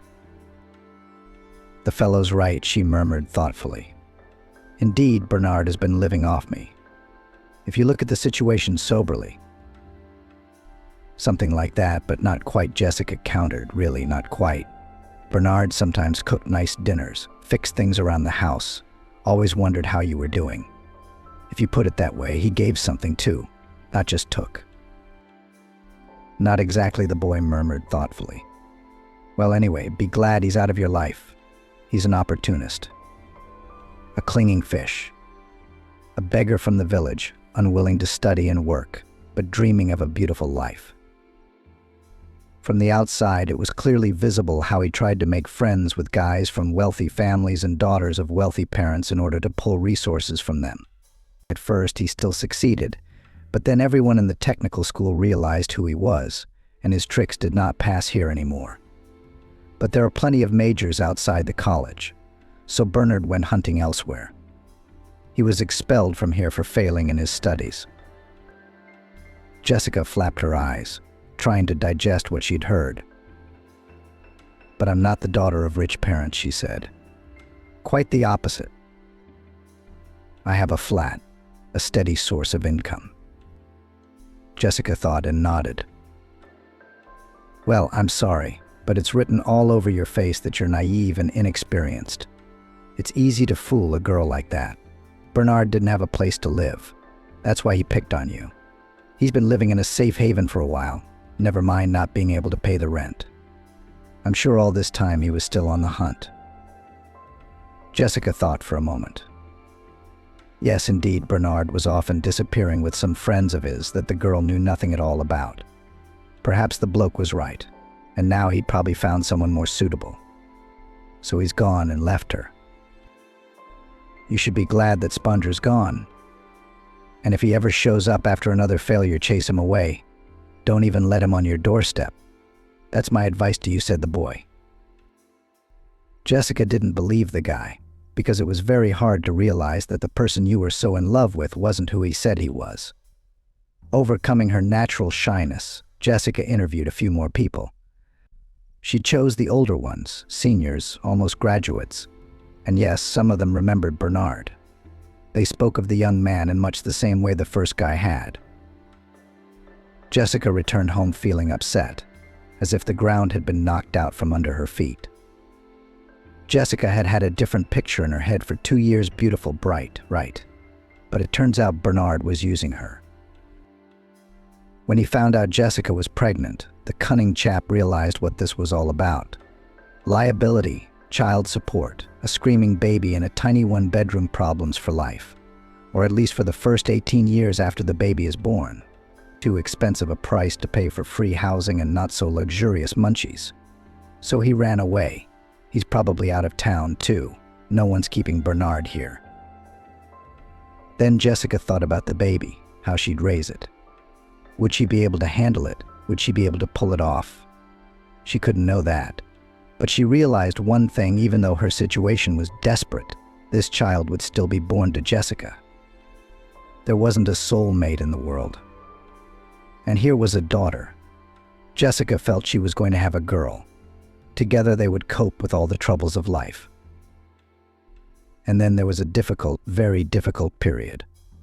Diploma, the last responsible session, state exams. Jessica studied like a curse from morning till night. Jessica didn't think about Bernard anymore. She just didn't have time. And then the toxicosis hit. Jessica was nauseous and nauseous. She felt dizzy all the time. But no one had canceled her exams, and no one was going to make any favors for a pregnant student. Jessica knew one thing: she had to get that diploma. She couldn't leave everything at the finish line, even though it was very hard to study in such a state. Jessica was happy about one thing: in the antenatal clinic, where Jessica registered for pregnancy, she was told at every appointment that everything was going according to plan. The baby was healthy. It was developing as it should. These words of doctors encouraged the girl and warmed her soul.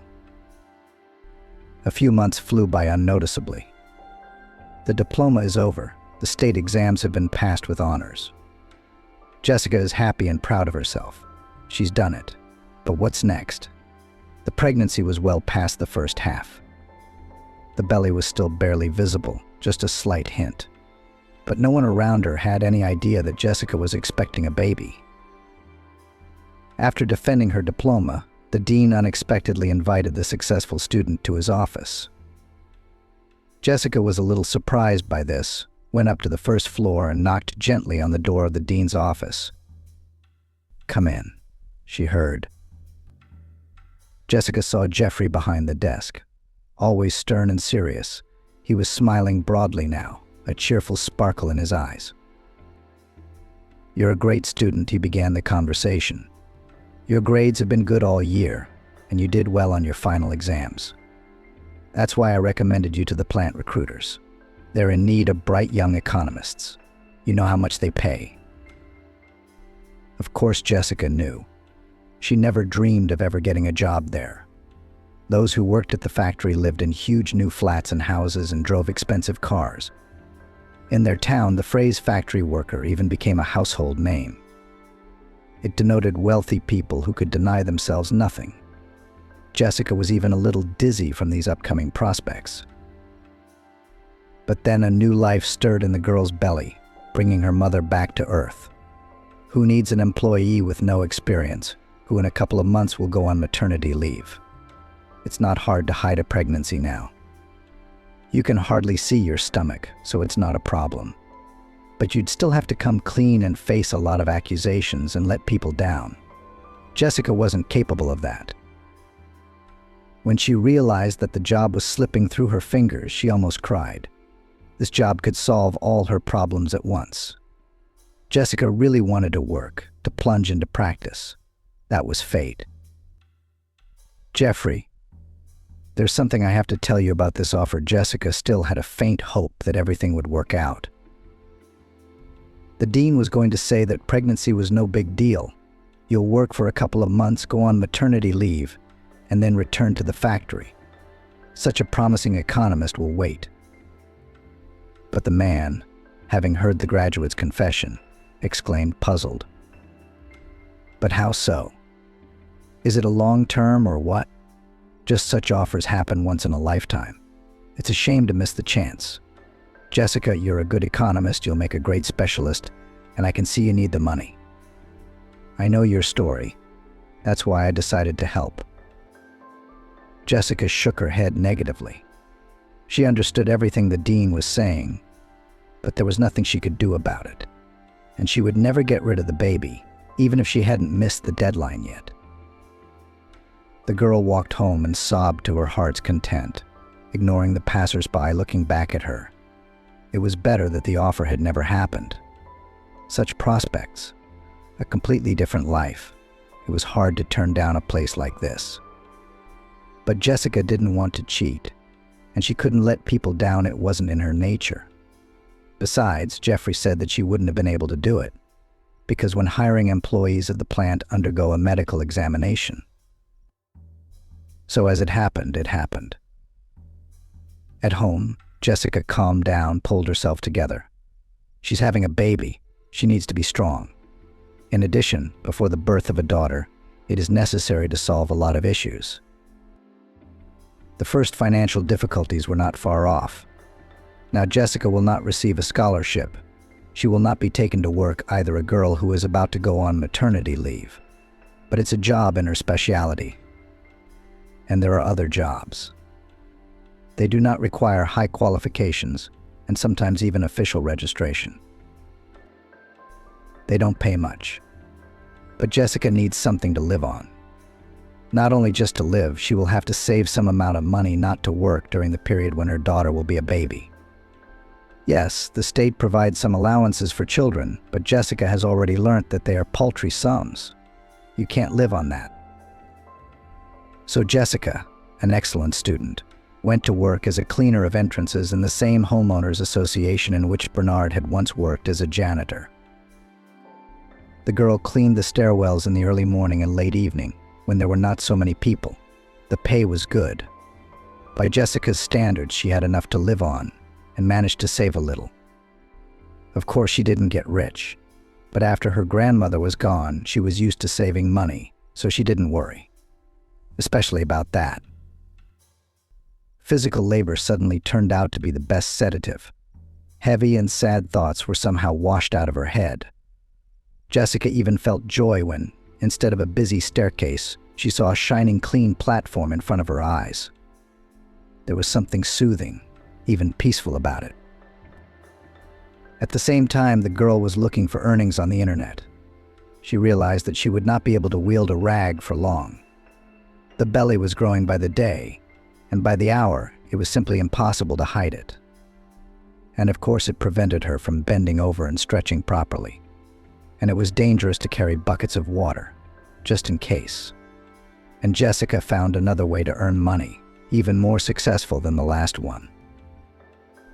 And most importantly, a small child was not a hindrance.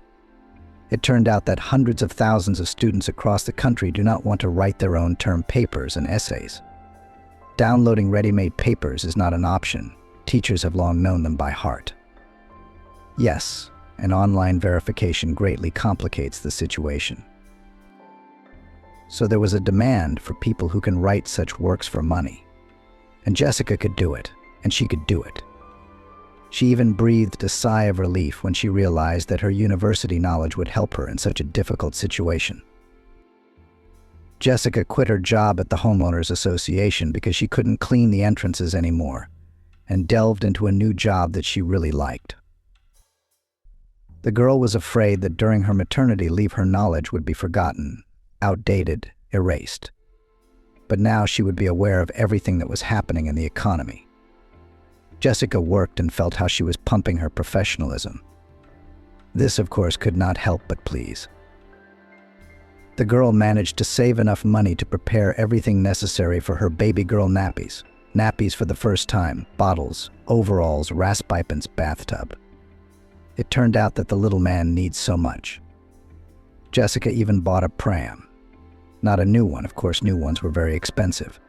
She took a hand on the announcement of a wonderful transport for the princess, a soft pink pram with beautiful flowers on the side. In excellent, by the way, in excellent condition. In due time, little Lillian was born.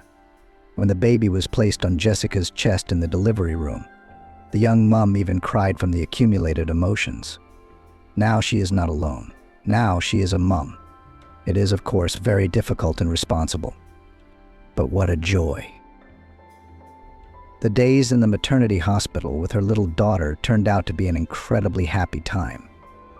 Jessica didn't have to work, didn't have to clean or cook. She was invited to the canteen 5 times a day and was provided with clean nappies for her daughter every day.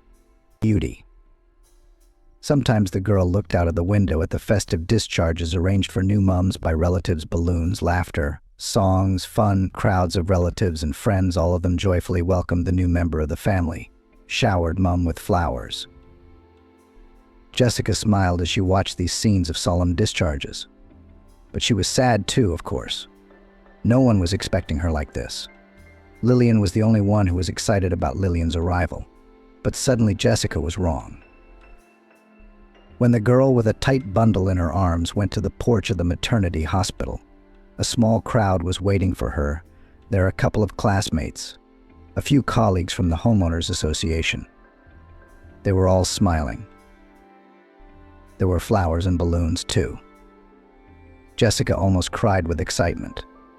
The girl was put into a taxi and sent home. Her friends accompanied her to the flat. Someone had to carry balloons, flowers, and packages with gifts for the baby. So Jessica had a solemn discharge. And then began the everyday life of a young mother. Jessica got used to her new role not as easily as she had planned before giving birth. Sleepless nights, inexperience, unpredictable behavior of her daughter, and fears. With the arrival of the baby, Jessica had new fears that she could not even think of before. What if Lillian chokes while feeding? What if the rash on the baby's body is a symptom of a terrible disease? Why is her daughter crying so much? Maybe she needs medical attention. Jessica also had to work because her child support was so low. There were times when the young mom had to cradle her daughter with one hand and write another term paper with the other, because the deadline was looming. Jessica slept very little during this difficult period. There was absolutely nowhere to wait for help. That's why she had to deal with the child herself, and work, and keep the house clean. After all, it was still necessary to go to the clinic and walk with the baby every day. Jessica lost a lot of weight. She had deep shadows under her eyes at that time. She sometimes didn't even have time to clean herself up for the day. In the morning, she would twist her long, disheveled hair into a bun at the back of her head, hoping to make it up later. But she remembered to do it after midnight. And yet, despite all these difficulties, Jessica never once regretted her decision to keep the baby. Jessica, on the contrary, looking at her daughter Lillian, sometimes horrified at what she could do. After all, she had already come to the clinic, she had already taken the cue, she had already decided on a terrible deed. She wondered what would have happened if she hadn't heard that woman's conversation with her husband. She never had such thoughts again. Now she didn't even want to think about it. Lillian grew up a calm, trouble-free child. She had everything on time. Her teeth grew in when she needed them, and she sat up as planned. And she started school early. Jessica had no one to have a word with at home. She missed human contact, so she was always talking to her daughter. Perhaps it was because of this that Lillian spoke at an age when other children don't even try to say their first words yet. The mums on the playground, looking at the sensible, pretty little girl, were amazed. And Jessica's heart was overflowing with joy and maternal pride. She has a wonderful daughter, the best happiness that she has. At the age of 2, Lillian went to kindergarten. By the way, the girl quickly got used to the new place without tears and tantrums, as if she understood that there was no other way out and did not create unnecessary problems for her mother. Lillian was not even sick during the adaptation period, like other children. Having realized that her daughter was adjusted, Jessica started looking for a job in her specialty. Earnings on the internet, this of course is good, but still the money is small and unstable. The young mother had to save on everything, and so wanted to buy toys and beautiful dresses for her daughter, and sometimes pamper herself. It was not for nothing that Jessica studied for 5 years. It was time to look for a job in her specialty, no more red diploma on the shelf to dust. Of course, Jessica faced difficulties. An employee with no experience, and even with a small child in her arms, did not want to take. Now endless sick days will begin. We know you, young mums, but Jessica parried, my daughter attends the garden for a long time and does not get sick. There's no problem with that. Jessica heard the same thing in every interview.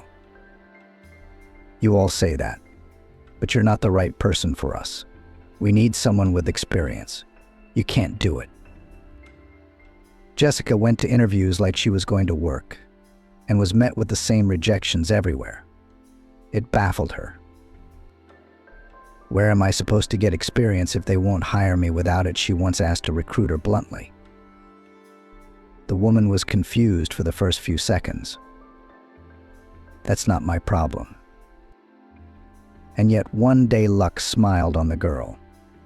The furniture repair company urgently needed an economist. Salary offered low, so the queue of applicants for this position was not lined up, and the person was needed right now. So Jessica was hired, despite her lack of experience and the presence of a small child. It was not up to such subtleties. Jessica quickly proved herself. She did her work diligently, had time for everything, and also gave her ideas on how to improve accounting.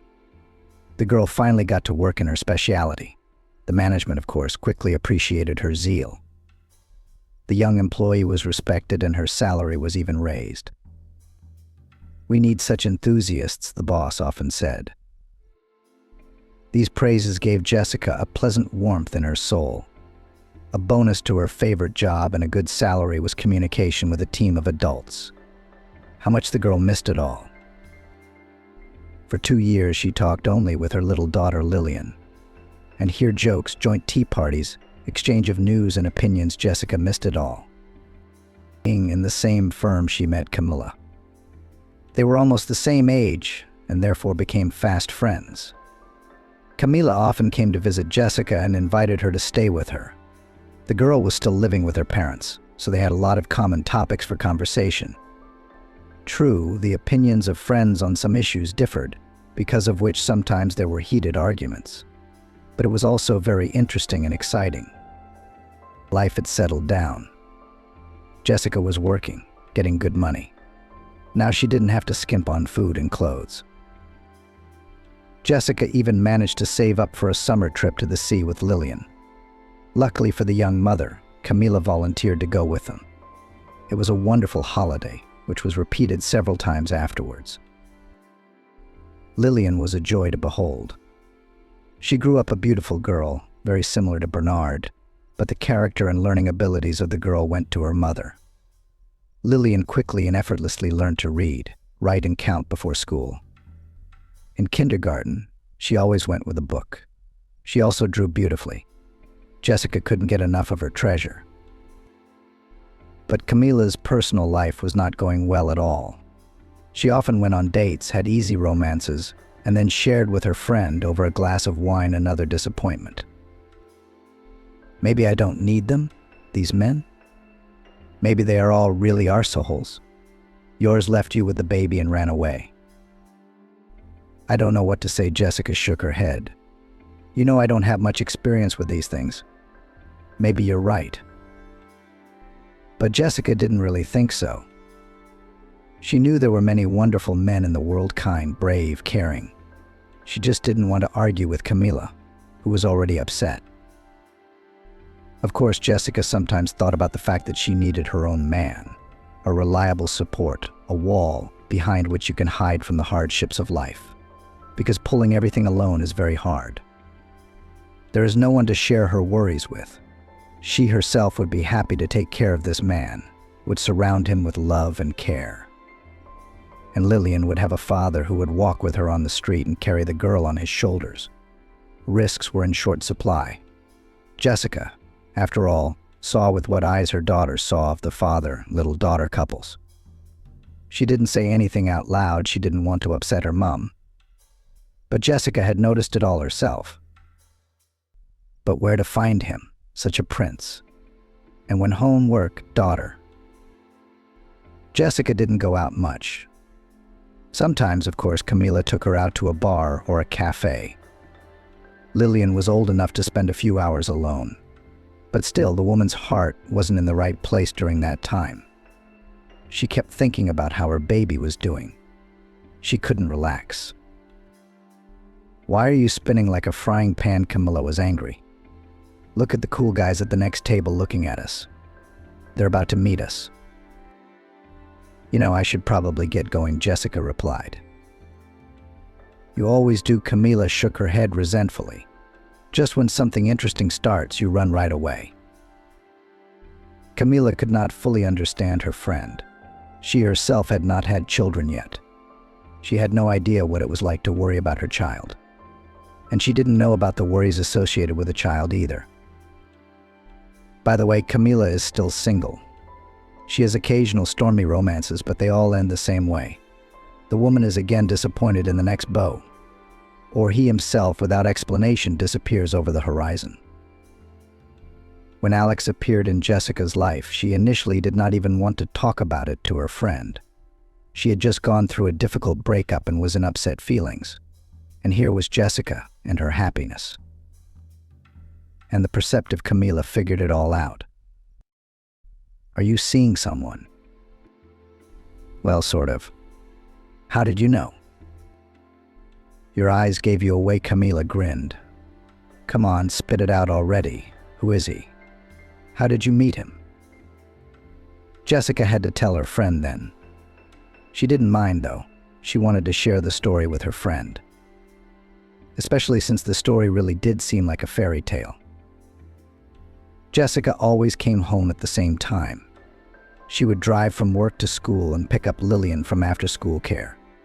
Together they would go shopping and then slowly and hurriedly walk back to their house. Mother and daughter shared the news of the day, discussed plans for the evening. It was a wonderful time. That May evening. At first it was business as usual. Lillian was in a happy frame of mind. A long holiday, a school camp, and a present from her mother for the excellent completion of the first grade. The girl walked beside Jessica, and Jessica smiled, bouncing with the feelings that overwhelmed her. She didn't think to pull her daughter back. Let her have her own fun. And then a man approached them, handsome, young. Expensive brand-name clothes gave away his social status. He was looking straight at Jessica and approaching her. There could be no doubt. "Hello, a little embarrassed," said the young man. "You just don't freak out. I just have no idea how to start a conversation. We need to talk." "At least I certainly do." Jessica looked dumbfounded. Lillian looked at the stranger curiously, but without fear. The woman thought she was setting a bad example for her daughter. She had taught her so many times not to talk to strangers, and here she was. But on the other hand, there was nothing to be afraid of. A busy street, crowds of people going about their business. They're certainly not in any danger here. And this stranger evokes feelings other than fear or dislike. He's clearly embarrassed, though usually he's probably confident and self-sufficient. This behavior looks nice enough, and in general an open look, a beautiful smile, a calm voice. Jessica suddenly realized that all this attracted her to the stranger. This is a man you want to listen to. "Shall we go to a cafe?" the man suggested. "I think the girl could use some ice cream." "I wouldn't say no," Lillian smiled at him. "No, that's unnecessary." Jessica shook her head, realizing the man didn't know how to speak in front of a child. The woman sent Lillian away to the nearest playground. Jessica could see exactly what her daughter was doing. The girl was also glancing at her mother, but she couldn't hear her conversation with the stranger now. "So what did you want to talk about?" Jessica asked. The young man introduced himself as Alex and then told her what the matter was. As he narrated, Jessica was surprised, delighted, and tried to hide a happy smile. She felt like the heroine of a romantic comedy.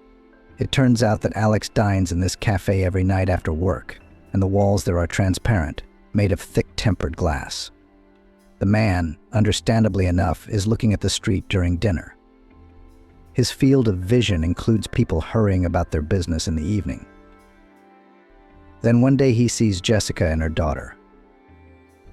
The easy gait, the kind look in your eyes. You looked at your daughter with such tenderness and looked, well, like Madonna and Child from ancient paintings.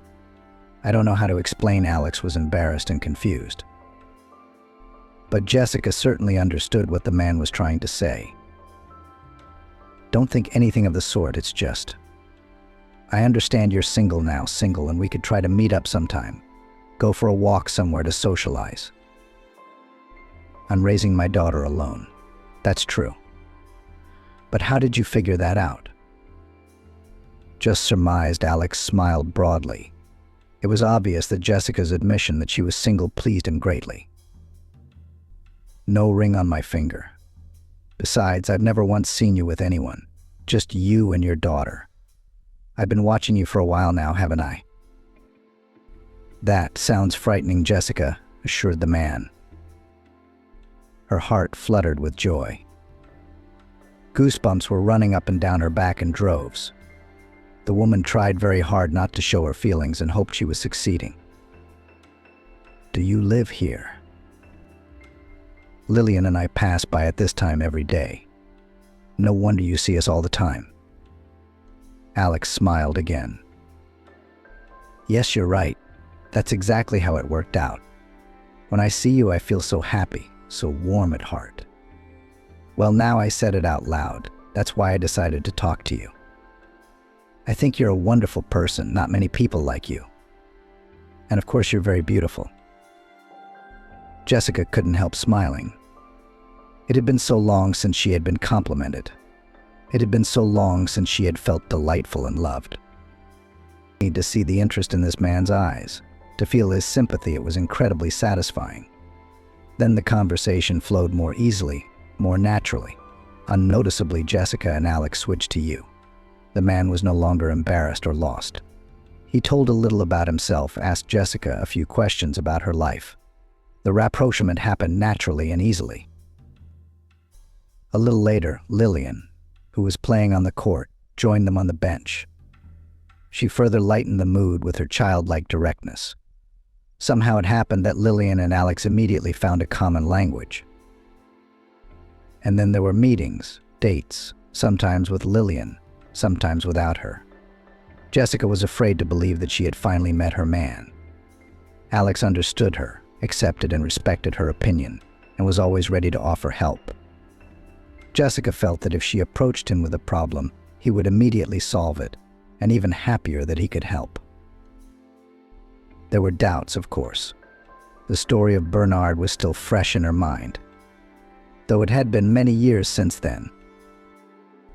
Alex is younger. He has a high position in a big company.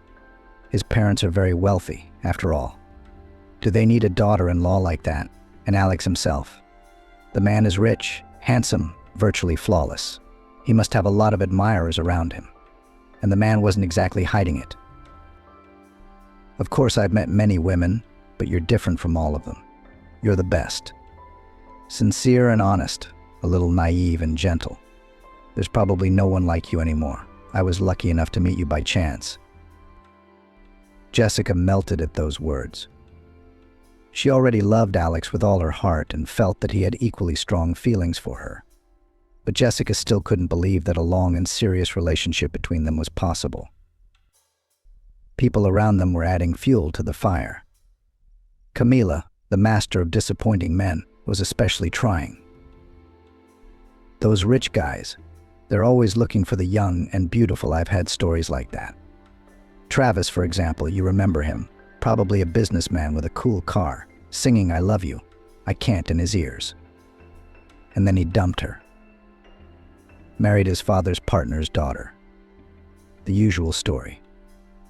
You also there especially do not hope, because then it hurts, prophesied Camila. But things didn't turn out the way she predicted. Alex proposed to Jessica. He looked into her eyes with such anxiety when she was confused by the surprise, wondering what to say. Alex had thought at the time that Jessica was formulating a polite refusal. He had admitted it to her himself later. But the woman just didn't know what to do, because she was confused and because she had it firmly planted in her head that they were not a couple. "I love you very much, you know," Jessica finally uttered. "But won't you regret it later?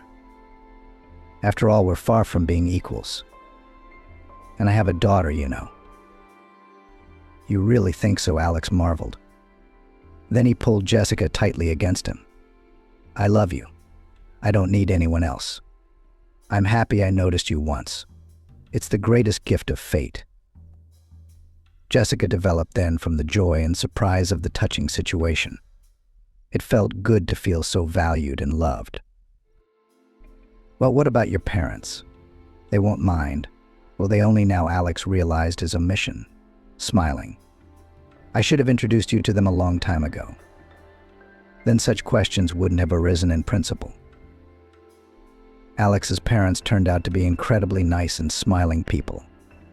They welcomed Jessica and Lillian so warmly that the woman had no doubts. Alex is not lying. He really wants to be her spouse. Everything will be fine with them. "Children are a great blessing," smiled Kimberly, Alex's mum, looking fondly at Lillian. "She's such a beauty. You have a very good girl." And Lillian reciprocated Alex's parents' affection. If Jessica at first was shy in the company of her mother-in-law, her 7-year-old daughter immediately found a common language with them. She needed her grandparents so much. And Kimberly and Jonathan had long dreamed of grandchildren. And then there was the wedding. Not a lavish gala with lots of guests, but a small family celebration. It was what both the bride and groom wanted. After the wedding, the newly married family Jessica, Alex and Lillian flew to the warm sea. It was a wonderful joint holiday full of sun, fun, pleasant surprises. And then family life began in Alex's large flat. Life somehow quickly settled down. Everything fell into place. After only a couple of months, Jessica felt like it had always been like that. 2 years after the wedding, the family was enriched with 2 new members. Jessica gave birth to twins. Carl and Michael were so funny, so cute. They quickly became everyone's favorite. Kimberly, Jessica's mother-in-law, loved fussing with the babies. The happy grandmother came to the flat of the young family almost every day at first to help her daughter-in-law. After all, 2 babies at once, this is no joke. Often she was accompanied by her husband, Jonathan. He also loved the children and always invented some fun games. When Grandpa came to visit, there was always squealing and laughter in the flat. Jessica enjoyed these visits. Alex turned out to be not only a wonderful husband, but also a caring father. And the man made no distinction between Lillian and his sons. He paid equal attention to all of them. When time passed, the boys grew up and went to kindergarten. Jessica was finally able to return to work. Of course, there was no need for money as before, but the woman loved what she was doing. Besides, she liked the team and socializing. She didn't want to become a housewife at all, although Alex had suggested it to her more than once. Jessica explained her decision to her husband, and he, as always, understood her. She and Alex have been together for 6 years now. These years have changed Jessica a lot. She became more calm, more feminine, more peaceful. How could she not be when she's with someone she never dreamed of? He's so unbelievably good at everything. But now Jessica suddenly runs through the streets of the city after her ideal husband, who apparently is in a hurry to meet his mistress. The woman did not believe Camila's words when she said that she had seen Alex several times in a cafe with a spectacular lady. Jessica felt sorry for her friend. She so desperately wanted what she had: a husband, children, a strong family. Jessica knew that Camila was a little jealous of her and thought that what she said about Alex was either made up or a mistake. But here he is, Alex. Strangely dressed, unshaven, some kind of very tired, going all out, whereas he should be at home with the baby at this time. Here, at last, is the restaurant. The man walked in there. Jessica waited a while to avoid bumping into her husband at the door, then slipped into the establishment as well. The woman chose a far corner table behind a palm tree tub. She could hardly be seen there. It's a cozy vantage point. But Alex, Jessica's husband, was seated at a table against the opposite wall, far enough away to not hear his conversation, but well enough to observe. And yes, Alex wasn't alone. Kimberly, the blonde girl Camila had mentioned, was already waiting for him at the table. She wasn't wrong, it turns out. Indeed, the girl is quite attractive, and so attentive looking at the man, so keen to tell him something. Alex answered one-word answers, looked at the interlocutor with interest, nodded in time with her words. His eyes remained somehow very anxious. Probably he was telling his mistress how he was fed up with life with his wife and 3 children. Maybe even complaining that he had to carry someone else's child. All complexes and stereotypes, once tortured, have long been hushed up, but suddenly they have risen again. Only heads were raised. Jessica was desperately jealous of Alex for this talkative beauty. And it also hurt. It hurt that those around her, including Camila, were right. A man like Alex would never be happy with a woman like her, Jessica. He needs someone brighter, more presentable, like this blonde. Alex suddenly lowered his head as if he heard something sad or frightening. The blonde put a hand on his shoulder, a gentle, soothing gesture. The man covered her palm with his. They smiled at each other. Jessica's eyes darkened with emotion. If before this conversation could be written off as a business conversation, now it couldn't be. Alex suddenly got up from his seat and moved towards the smoking room. That seemed strange, too. Alex had never smoked and generally kept to a healthy lifestyle. Jessica did not miss the opportunity to follow her husband.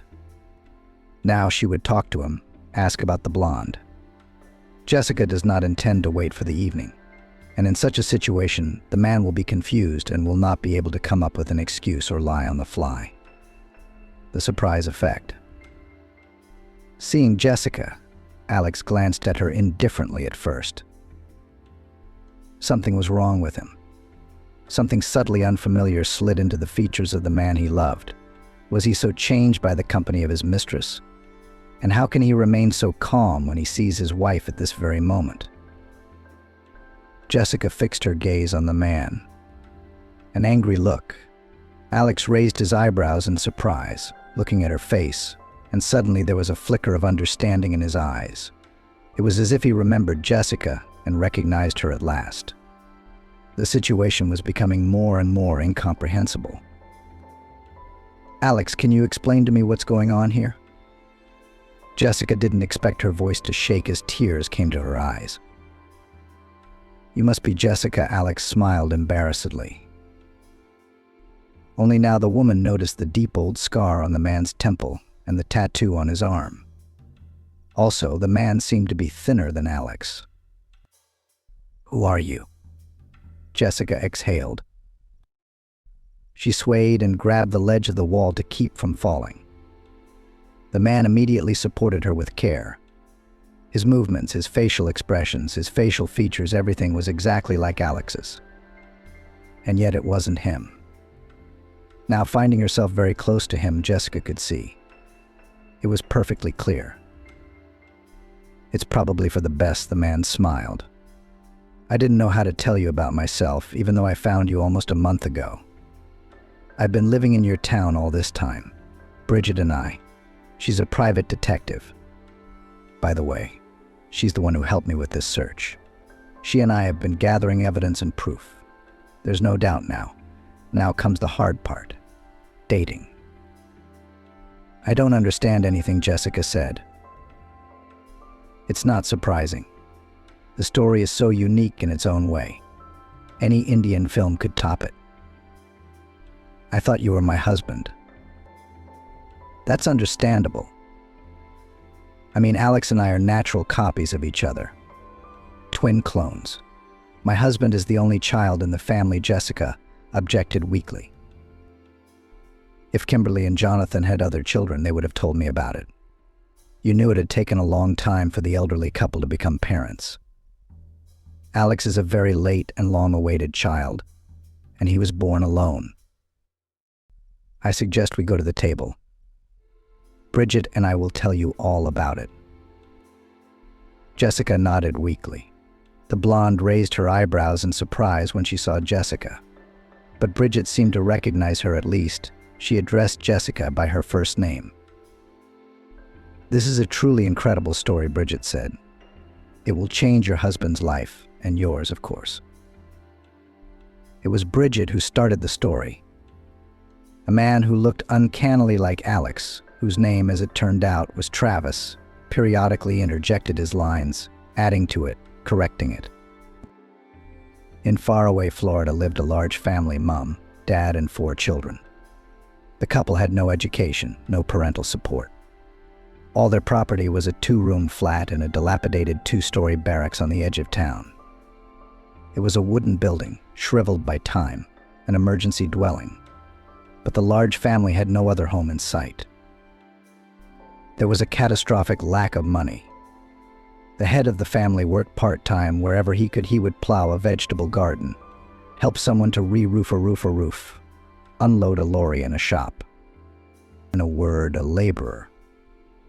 In the morning he would go out in search of money, and in the evening he would return often drunk, but without money. The mother of the family almost never worked. She had no time. She was pregnant, or with another baby on her hands. It is a joke. For 6 years of life together, the couple managed to produce 4 children, 2 boys and 2 girls. It would seem quite enough, given the initial conditions, even overkill. But the mother of many children was of a different opinion.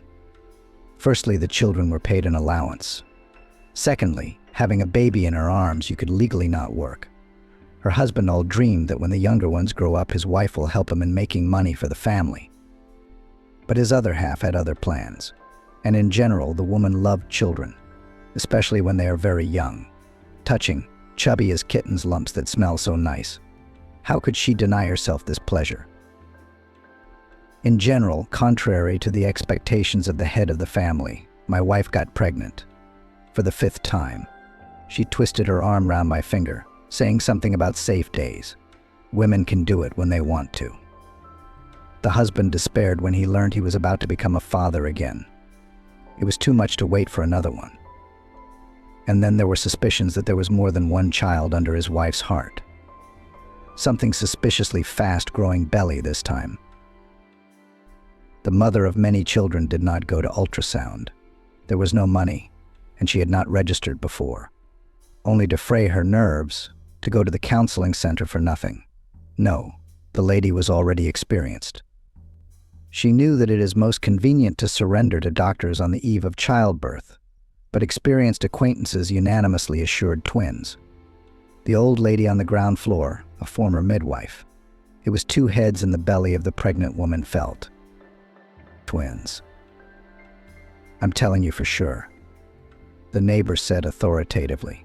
I'm never wrong. The woman smiled happily, and her husband clutched his head. And twins, too. At that time, the father of many children found a good part-time job tending the bushes in the house of a wealthy businessman, Jonathan. He was famous in town. Every dog knew that he owned a chain of restaurants and cafes.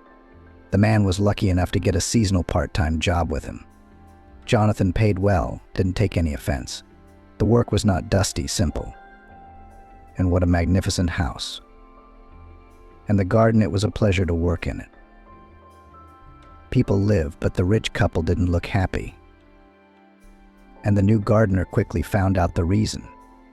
It turns out that the couple could not become parents. It didn't work, that's all. Some kind of health problem for the wife. The father of many children then still grinned to himself. His wife would have such problems. The businessman took his wife everywhere, where she was not only treated, but the result nothing. And such things happen. One day the wife of the owner could not stand it and burst into tears right in the garden. Jonathan clumsily consoled her, trying to find words. It was then that the father of many children had the idea. He waited until Jonathan was alone and approached him with a proposal. "You can't have a baby. I've got 4 on the shop floor, and I've got twins on the way. Where can we put them? We can't afford them. So maybe we'll give you the kids at a fair price. My wife hasn't registered with the doctors, so the babies don't even exist on paper. What do you think?" Jonathan was outraged at first, shouted at the gardener. But a couple of days later, he called him in for a serious talk. It turned out that the businessman discussed the proposal with his wife, and she happily seized the opportunity to become a mother of newborn twins. That evening, the head of the family returned to his native Barak in high spirits. You bet he made such a deal and got rid of unnecessary children. And he'll make money. Besides, at least one of his descendants would live like a human being. The man even envied the unborn twins a little. Lucky kids, but his wife suddenly objected. "What do you mean, give the children away? They are my relatives. I feel them. I'm already waiting for them. I won't give my kids to anyone. Let them take a child from an orphanage," the woman insisted. Children in orphanages are often from dysfunctional families with various health problems. Our babies will be born perfectly healthy.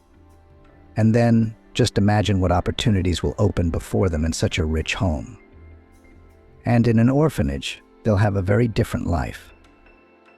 But my wife was stubborn. "No, I won't. I won't give up my children." The husband wasn't about to give up on his plan. He told Jonathan about the problem. He said his wife didn't want to part with any of the children. And then the businessman voiced a plan that could only be implemented by such an influential and rich man. When the time came for the young woman to give birth, 2 twin boys were born in the local maternity hospital. The woman in labor was a little surprised the staff had not shown her so much care and attention in previous times. "Don't worry.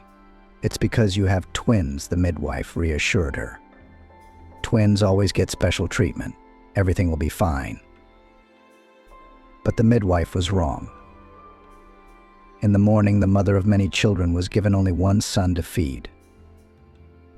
The second one did not survive the night, she was sadly told. In fact, the baby had been secretly handed over to Jonathan's family. That was the plan he had proposed to the gardener. That same night, Kimberly also arrived at the maternity hospital, supposedly with contractions starting. No one was to suspect that the baby wasn't hers. She and Jessica were discharged on the same day. Jessica was greeted by her husband and older children, happy with the successful outcome. And Kimberly had a grand discharge with music, balloons, and a guest photographer. No one, except a very limited circle of people, knew that the babies held by these women were actually twin brothers. Those who were privy to the secret kept silent after receiving a round sum of money and a stern warning. That's how it happened, Bridget finished. Alex ended up in Jonathan's family, and Travis was separated from his blood relatives. But not for long. After a couple of years, all the children from that family were taken away by the guardianship authorities. At that time, Travis was already an older brother, and another girl was born. "So I grew up in an orphanage," Travis continued. "I wouldn't say my childhood was very hard. We had a good life, peaceful. We were brought up, educated. I graduated from the College of Mathematics and Computer Science. Now I work as a programmer. I have a family in the capital, a wife, 2 children, a flat. Everything as it should be."